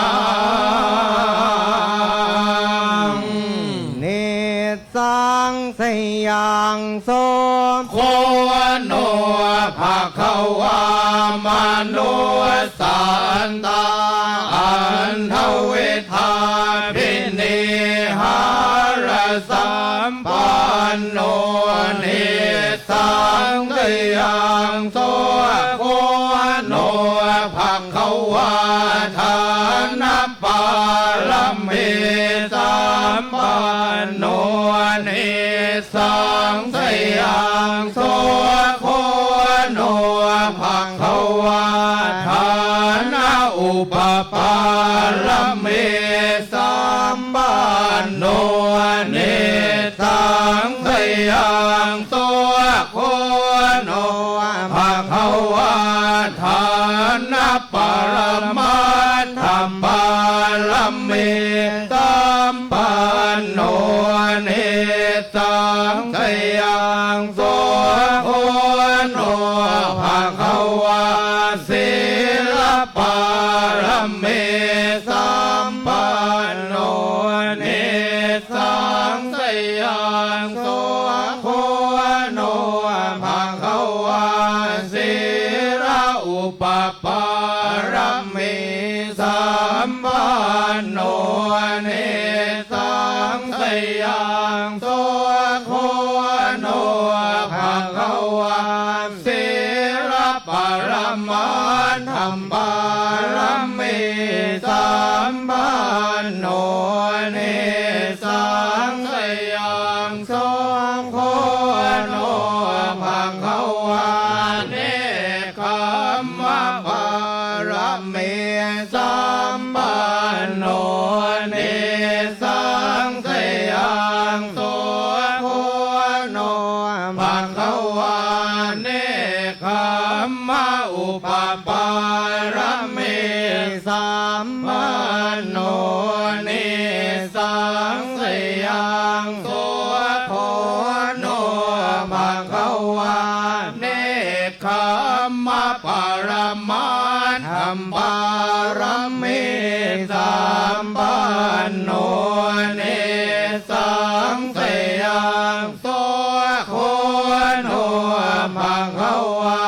ปัญญาปารมิสัมปันโนเนสังสยังโสโคโนภะคะวาปัญญาอุปปารมิสัมปั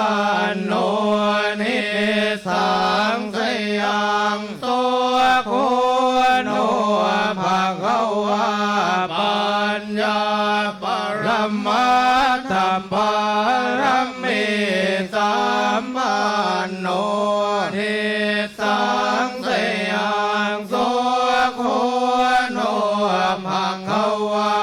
วิริยปารมิสัมปันโนเนสังสยังโสโค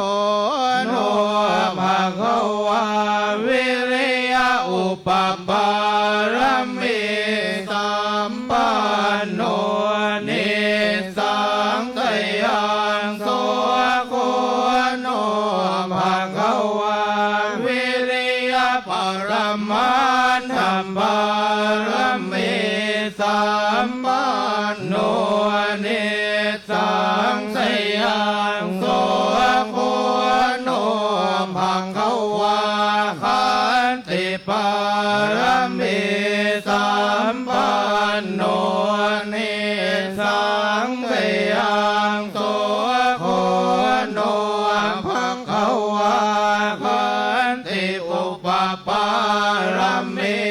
สัมปันโนเนสังสยังโสโคโนภังเขาวาขันติปารมัตถัมปารมีสัมปันโนเนสังสยังโสโคโนภังเขาวาสัจจปารมีสัมปันโนเนสังสยังโสโคโนภังเขาวาสัจจอุปปารมีสัมปันโนเนสังสยังโสโคโนภังเขาวาสัจจปรมัตถัมปารมีสัมปันโนเนสังสยังโสโคโนภังเขาวา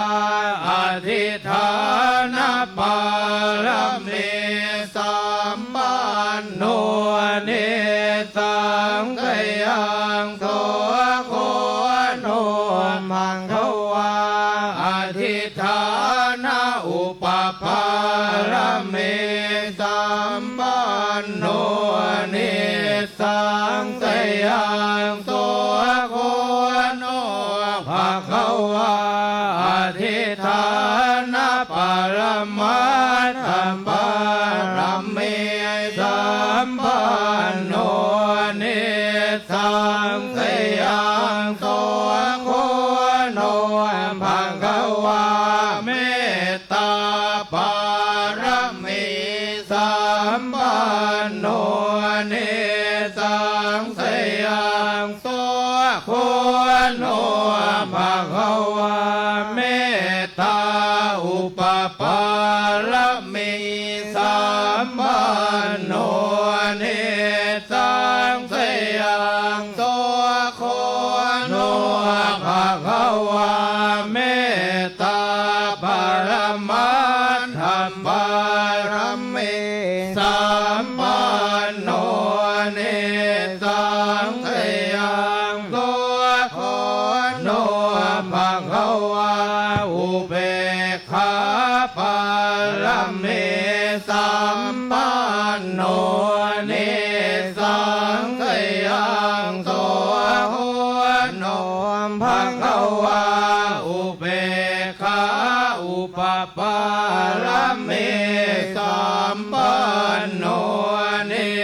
สังสยังโสโคโนภังเขาวาอุเบกขาปารมัตถัมปารมี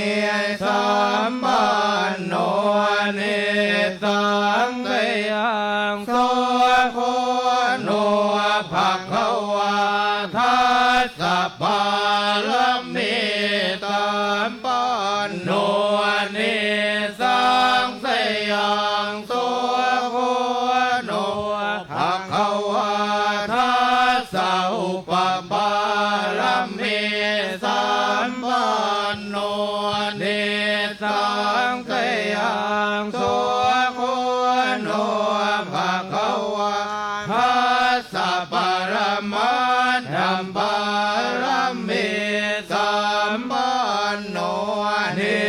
สังสยังโสโคโนภังเขาวาสมาธิสัมปันรามีสัม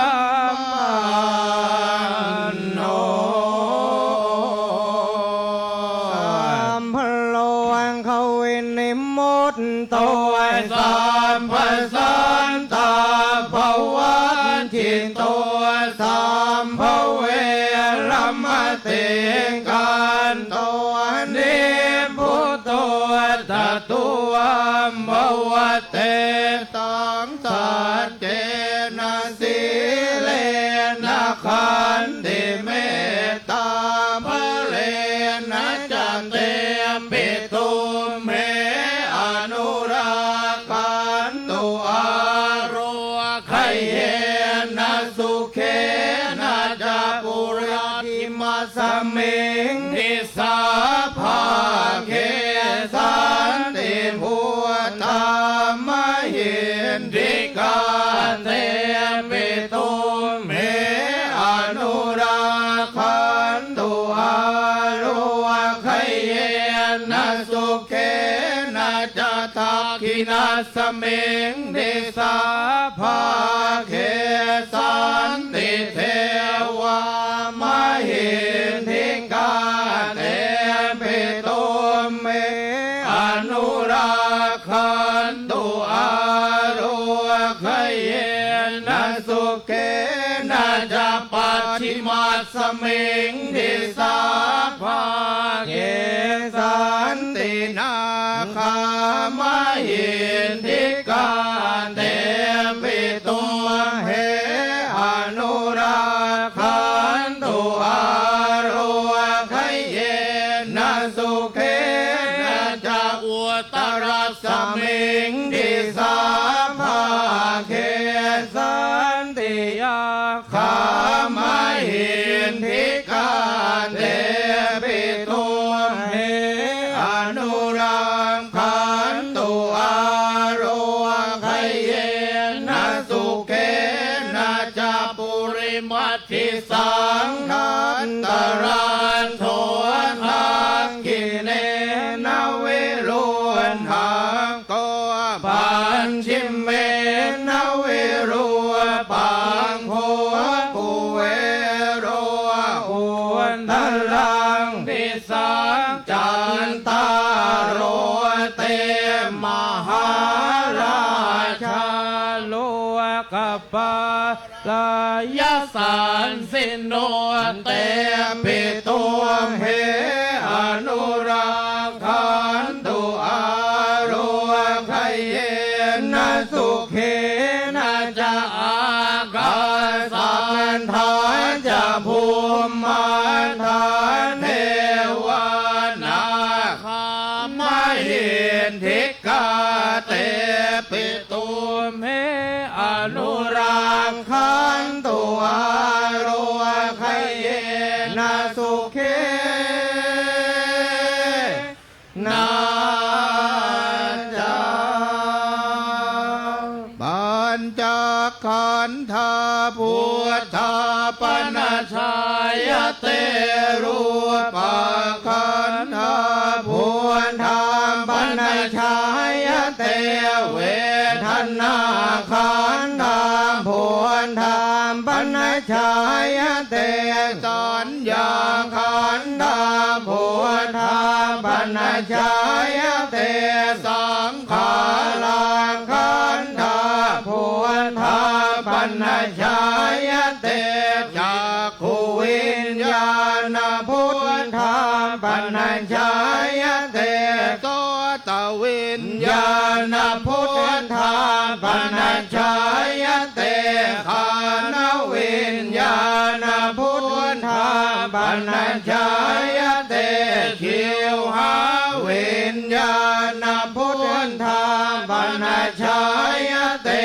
กายวิญญาณพุทธาปนัชายเตมโนวิญญาณพุทธา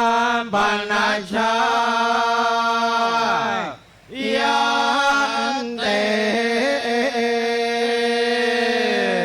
อันทิมัสมิงกายเกสาโรมานาคาทานตาโจมังสังนาหารุอันทิมิตรจังวังกังอัตยังยัก นังกิโลมะกังปิหากังปัมภาสัง อันตังอันตะคุณังอุทธริยังกะเรสังเปตังเทมมังภูมิพลโลหิตตังเสโทเมโทอันสุวสังเคโรสิงคานิกาลสิงกามุนตามันทะเรมันทะรุขันติทิสะพุทธาปนชายเตอังพุทธาปนชายเตบาดาพุทธาปนชายเตทเวเนตาพุทธาปนชายเตโอทชิวหาพุทธาปนชายเตทเวกันนพุทธาปนชายเตนาสิกพุทธาปนชายเตทเวกันนพุทธาปนชายเตทเวหันธพุทธาปนชายเตทเวปาทพุทธาปนชาย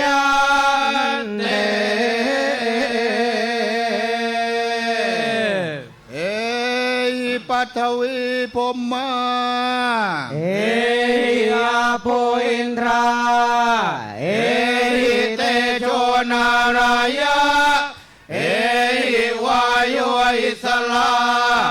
นาอิเพชฌคงอรังสุขโตภควาโมติพุทธสังอรังสุขโตภควาพุทธปิตวาสุอรหังสุขโตภควาทาโสมาอุอรหังสุขโตภควายาภาอุอามาอรหังสุขโตภควานะโมพุทธายะนะมะปะทะจะภะคะสานะโมพุทธายะมะปะทะนะภะคะสัจจานะโมพุทธายะปะทะนะมะคะสัจจภานะโมพุทธายะทานะมะภะสัจจภะกานะโมพุทธายะนะมะภะทะจะภะกะสานะมะมะนะนะอานะนะอุนะนะโมพุทธายะมะภะทะนะภะกะสัจจามานะนะมะมะอามะมะอุมานะโมพุทธายะภะทะนะมะกะสัจจภาอานะนะอาอะมะมะอาอะอุอานะโมพุทธายะทานะมะภะสัจจภะกาอุนะนะอุอุมะมะอุอุอาอะอุพุทธัสสะอิติพุทธัสสะพุทธานิมิตตังปฏิมานะพุทโธเอกขัตถานังกายรูปสุญญังพุทธานิมิตตังอิติฤทธิพุทธานิมิตตังพุทธัสสะอิติพุทธัสสะพุทธานิมิตตังตุพุทโธเอกขัตถานังกายรูปสุญญังพุทธานิมิตตังอิติฤทธิพุทธานิมิตตังพุทธัสสะอิติพุทธัสสะพุทธานิมิตตังนิมิตตพุทโธเอกขัตถานังกายรูปสุญญังพุทธานิมิตตังอิติฤทธิพุทธานิมิตตังพุทธัสสะอิติพุทธัสสะพุทธานิมิตตังกายพุทโธเอกขัตถานังกายรูปสุญญังพุทธานิมิตตังอิติฤทธิพุทธานิมิตตังพุทธัสสะอิติพุทธัสสะพุทธานิมิตตังสุญญาพุทโธเอกขัตถานังกายรูปสุญญังพุทธานิมิตตังอิติฤทธิพุทธานิมิตตัง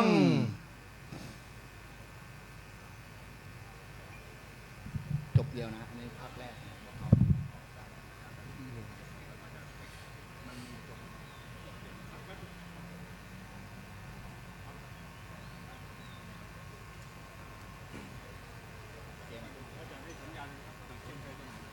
แล้วเขาหลอกเสร็จแล้วครับเขาหลอกเสร็จแล้วหรอเอาเลยเขาหลอกเสร็จแล้วเพลงผมไม่เจออาจารย์เอาเลย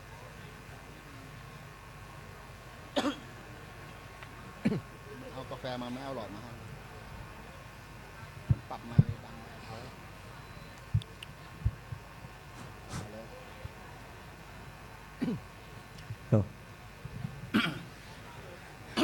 นารานาราหิตังเทวังนาราเทเวหิปุชิตังนารานังกามปังเกหินามามิสุขตังชินังโมหมานังปะเรนชิตังโมหมัตตังปะกาสิตังโมหสัมพันยุตยานังโมหชิตังนามามิหังพุทโธพุทธานังพุทธตังพุทธันจะพุทธภาสิตังพุทธตังสมนุปปันโตพุทธโชตังนามามิหังทาตานังสัมภธรรมานังทาตุพุตังปะกาสิตังทาตานังสังฆนิพพานังทาตุพุตังนามามิหังยะทิฏฐิชันติสังวิทายะทะธรรมะสัพพัญชรายะทะสังฆาอนุปันตายะทะตินังนามามิหังสิทธิกิจจังสิทธิกรรมังสิทธิการังตถาคตังสิทธิกันเจวสัมภารังสิทธิกิจจังนามามิหังธรรมันทิโตธรรมคารุธรรมธรรมโมตันทาคโตธรรมทานสิธรรมทาโลธรรมสังมิจาเตนะโมโทสัพพัญยุตยานังเอชันโตอาสวัคคยังเอทังธรรมังอนุปันโตเอธิมันตังนามามิหังตินโนโยวาตันทุขมหาตินังโรกานมวนตมโมตินโสผู้มีอันติกันตัวตินังโมขังนามามิหังปิโยเทวมนุษย์สานังปิโยธรรมานะโมตัมโมปิโยนาคสุปันนานังปิรินทริยังนามามิหังโสกาวิรตันจินโตโยโสภมาโนสันเทวะเกโสกัมปันเตปโมเทนโตโสภวันนังนามามิหังปฏิตาเยนะสันธรรมะภาคัมปะเปนะตาทินาพยสันเตปหาสันโตพยส สันตังนามามิหังคมิโตเยนะสันธรรมโมคัมมาปิโตสัทเทวกังคัจจมาโนสิวังรัมมังคัมยะธรรมังนามามิหังวานานิขมิโยตันหาวาจังวาสติอุตตมังวานานิพาปนาทายวายมันตังนามามิหังอนาสาสกสันตานังอันสาสังเทนิโยชิโนอนันตคุณสัมปันโนอันตคามิงนามามิหังระโตนิพพานสัมปันเตระโตโยสันตมัวจันเนรัมมาเปติทัสสะเตโยรณจักขานามามิหังหันยะเตปาปะเกธรรมเมหังสาเปติปารังชนังหังสมานังมหาวีรังหันตปาปังนามามิหังกังคตาสังฆเตธรรมเมสัมมาเทเสสิปานินางสังสารังสังวิคาเตติสสัมพุทธังนามามิหังมาตาวะปาริโตสัตเตมานาทันเทปมันทิโนมานิโตเทวสังเกหิมานาคาตังนามามิหังสันเจยังปารมิงสัมมาสันจิตตวาสุขมันตโนสังขารานังขยังการตวาสันตคามิงนามามิหังพุทธิตวาจตุสัญจานิพุทธาเปติมาอาชนังพุทธาเป็นตังสิวังมังคังพุทธเศษทังนามามิหังพุทธิราเคจะทัวเสจะทัวติโมเหจะปานินางทัวตาสว่างมหาวิรังทัวตะกะเรสังนามามิหังวิวิเจวะสันธรรมวิจิตตวาธรรมเทศนังวิเวกิติตาจินโทโยวิธิตันตังนามามิหังชาติธรรมโมชราธรรมโมชาติอันตัวปกาสิตัวชาติเศเทนะพุทเทนะชาติโมขังนามามิหังใจเตปุญญาสัมภาเรจเยติสุขสัมปทังจะชันตังปาปะกามานิจะชาเป็นตังนามามิหังรัมมิตังเยนะเนพานังรักขิตังโรกสัมปทังรัจโทสาธิกาเลเสหิราหิตังตังนามามิหังนามิโตเยวะพรามเมหินาลเทเวหิสัมปทานทันตังสีหานาทังโยนะทันตังตังนามามิหังสังฆเรติวิเทโรเกสัญชานา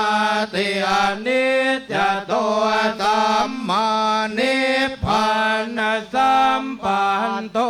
สัมปัสสันตังนามามิหัง บัดนี้จะได้ขอกราบอาราธนานิมนต์พระเถราจารย์นะได้เมตตาอธิษฐานจิตยัดวัตถุมงคลไปยังประลัมพิธีณเบื้องหน้านี้ด้วยขอรับสุนาโตเมพันเตสังโฆสัพเพปีพุทธลูปานิจจาสังฆลูปา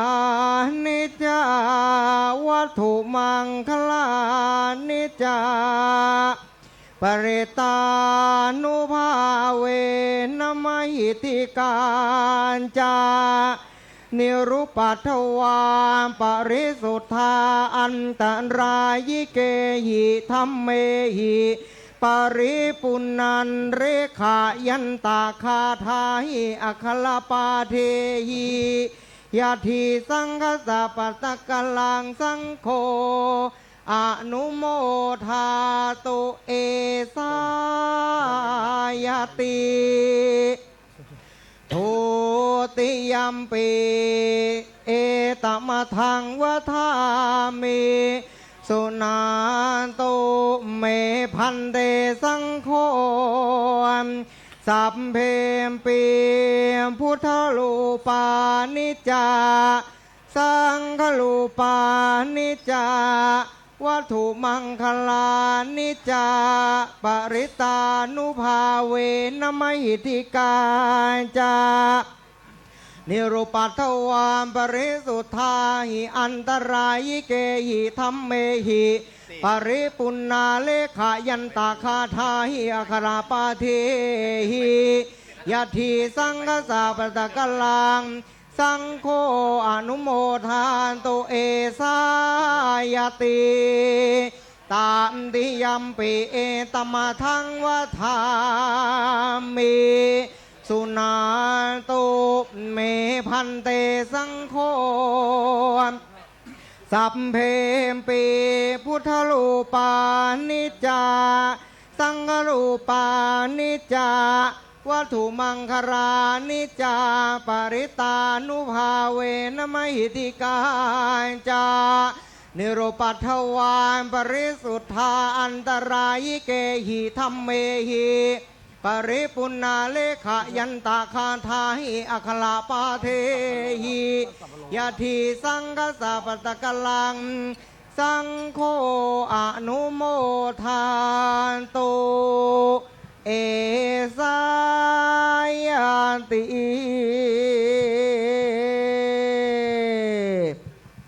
ในการระบัดนี้แล้วก็ขอกราบพระราธนาพระเถราจารย์และหลวงพ่อพระธรรมวชิระโมลีผู้เป็นประธานดับเทียนชัยณการระบัดเดี๋ยวนี้ครับผมนาทิมเมส สรณังอัญญังอัม พุทโธเมสรณังวลังเอเตนะสัจวันเชนะโหตุเตชัยมังคลังนาทิมเมสรณังอัญญังธัมโมเมสรณังวลังเอเตนะสัจวัชเชนะโหตุเตชัยมังคลังนาทิมเมสรณังอัญญังสังโฆเม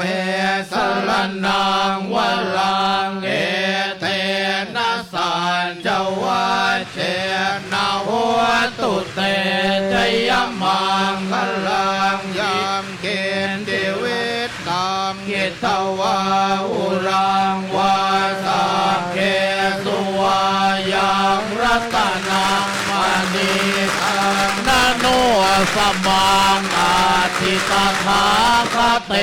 นะอิธรรมเมพุทเทรัตนังปณิตังเอเตนะสัจเจนะ สุวัติโหตุขีนังปุรานังนวันนันติสัมภวังเวรันตจินตายติเกภวัสมิงเตขีนพิจาวิโรธิฉันดานิพันติเทรายตายัมปทิโปจานิพุตโต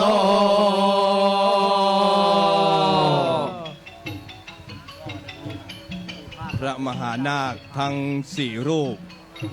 ได้สวดสาธยายคาถามหาพุทธาภิเษกได้จบเป็นที่เรียบร้อย เพื่อเป็นการเพิ่มบุญกิริยาในส่วนของทานนามัยจะได้เจริญพรทานบดี4ท่านดังต่อไปนี้ ได้เข้าถวายเครื่องไทยธรรมท่านแรกขอเจริญพรแม่ชีสุวรรณากิจพ่อค้าท่านที่สองท่านผู้อำนวยการเขตสาทรนายธวัชชัยแพงไทยท่านที่สามคุณมัจจุรีนาวรัตโนภาสและท่านที่ห้าคุณพัชรีลินวัฒนาทั้ง4ท่านได้เข้าถวายเครื่องไทยธรรมแด่พระมหานาคทั้ง4รูปในโอกาสนี้ขอเจริญพร สาธุ หลังจากผู้แทนทานบดีทั้ง4ท่านได้ถวายกับปิยพันธ์เป็นที่เรียบร้อย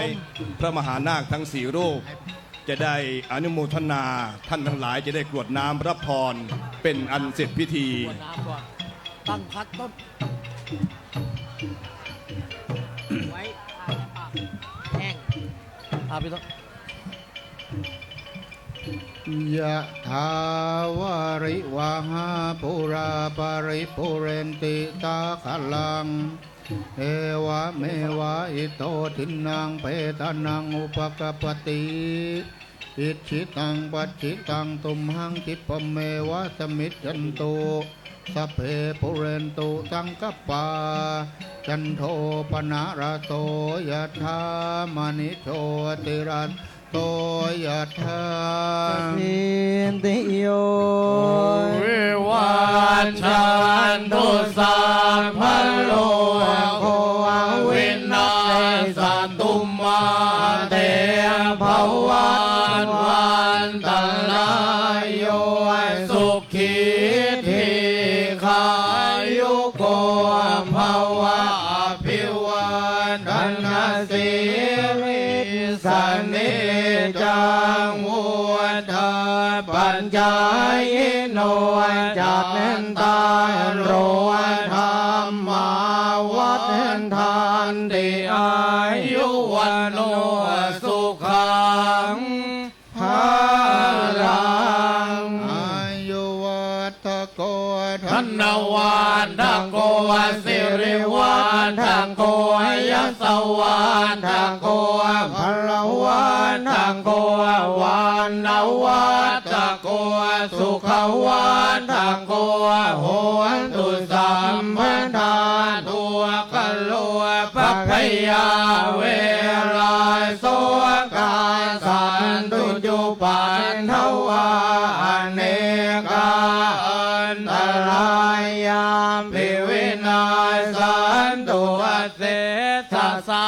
ชัยเสียนทินทนังลาพังส่วนทีมภาคยังสุขังพลังสิริอายุจาวันโนจะพัวขังวนทิตยสวาสตวาสัญญายุงจันชีวันสินทิภวันตุเตภวตุสัมพัมมังคลังราคันตุสัมมเทวตาสัมปพุทธานุภาเวนัสตาโสนทิภวันตุเตภวันตุสัมพัมมังคลังราคันตุสัมมเทวตาสัมปธรรมานุภาเวนัสตาโสนทิภวันตุเตภวันตุสัมพัมมังคลังราคันตุสัมมเทวตา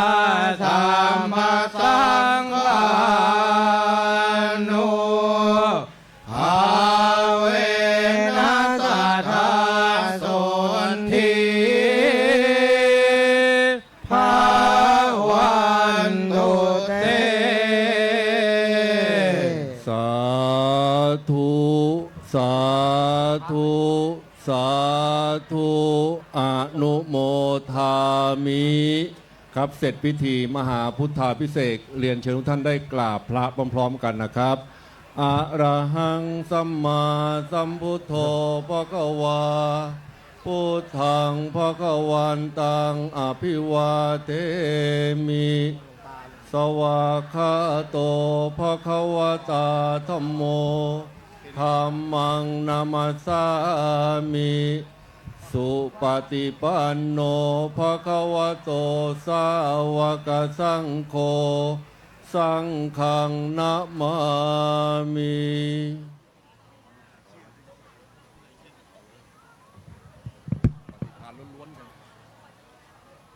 ในพิธีเททองหล่อพระพุทธรูปปางรำพึง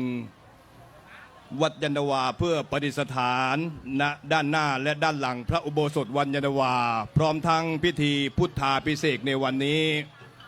เดี๋ยวสักครู่หนึ่งก่อนที่พิธีการจะได้บริบูรณ์ทุกสรรพสิ่งอย่างฐานบดีผู้เป็นเจ้าภาพในการอุปถัมภ์ในกิจกรรมโครงการนี้ จะได้เจริญพรเข้ารับของที่ระลึกในเมตตาพระเดชพระคุณหลวงพ่อพระธรรมวชิระโมลี ประธานพิธีในการจัดงานเจ้าอาวาสวัดยานนาวาเจริญพรฐานบดีผู้มีในนามดังต่อไปนี้ได้เข้ารับวัตถุมงคล พระพุทธยานนาวาขนาดหน้าตัก5 นิ้วซึ่งเป็นรุ่นแรก ขอเจริญพรคุณสุจัญญาภาภักพานิชกุลคุณสุชาดาจิราธิวัฒน์แม่ชีสุวรรณากิจพ่อค้า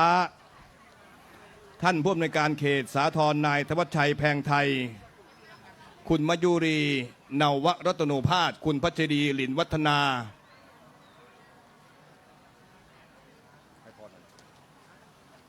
ได้ ยังเหลือขั้นตอนสุดท้ายของทางพราหมณ์ก็คือรำถวายประเทศเทวาสิ่งศักดิ์สิทธิ์ทั้งหลายนะครับ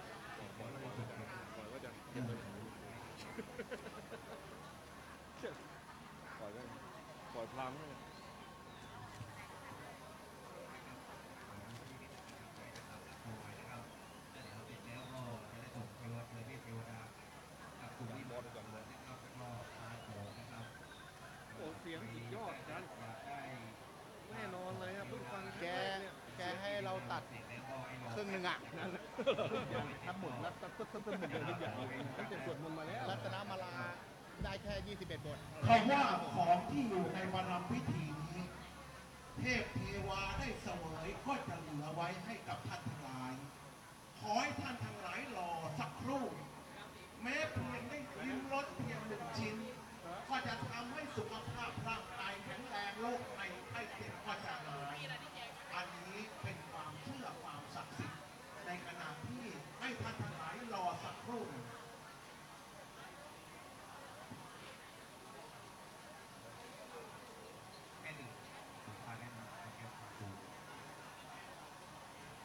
วันนี้เรากำลังให้ด้วยใจนะครับให้กับวัดยานนาวานะครับนาฬิกาธิดานาทีนะครับถวายตัวที่เทวดานะครับทุกท่านรับชมได้นะครับเสร็จแล้วก็เดี๋ยวจะได้มาผมนะครับ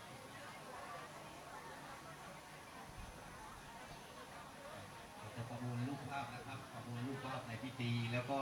สีพึ่งเป็นมงคลเพื่อจะนำปัจจัยถวายกับวัดยานนาวานะครับ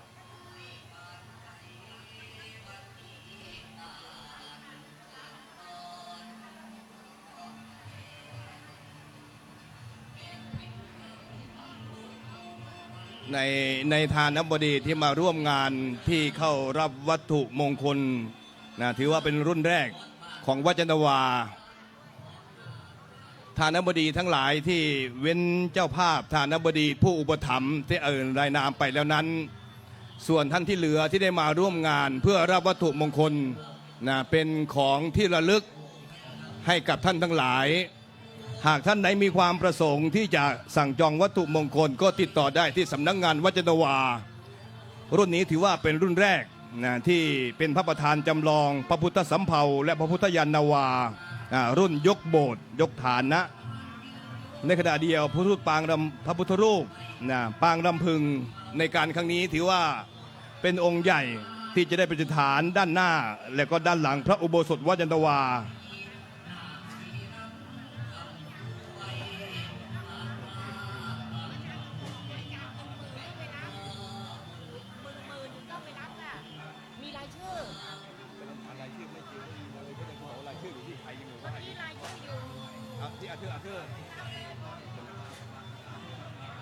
ขอประชาสัมพันธ์ให้ท่านทั้งหลายที่ได้มาร่วมงาน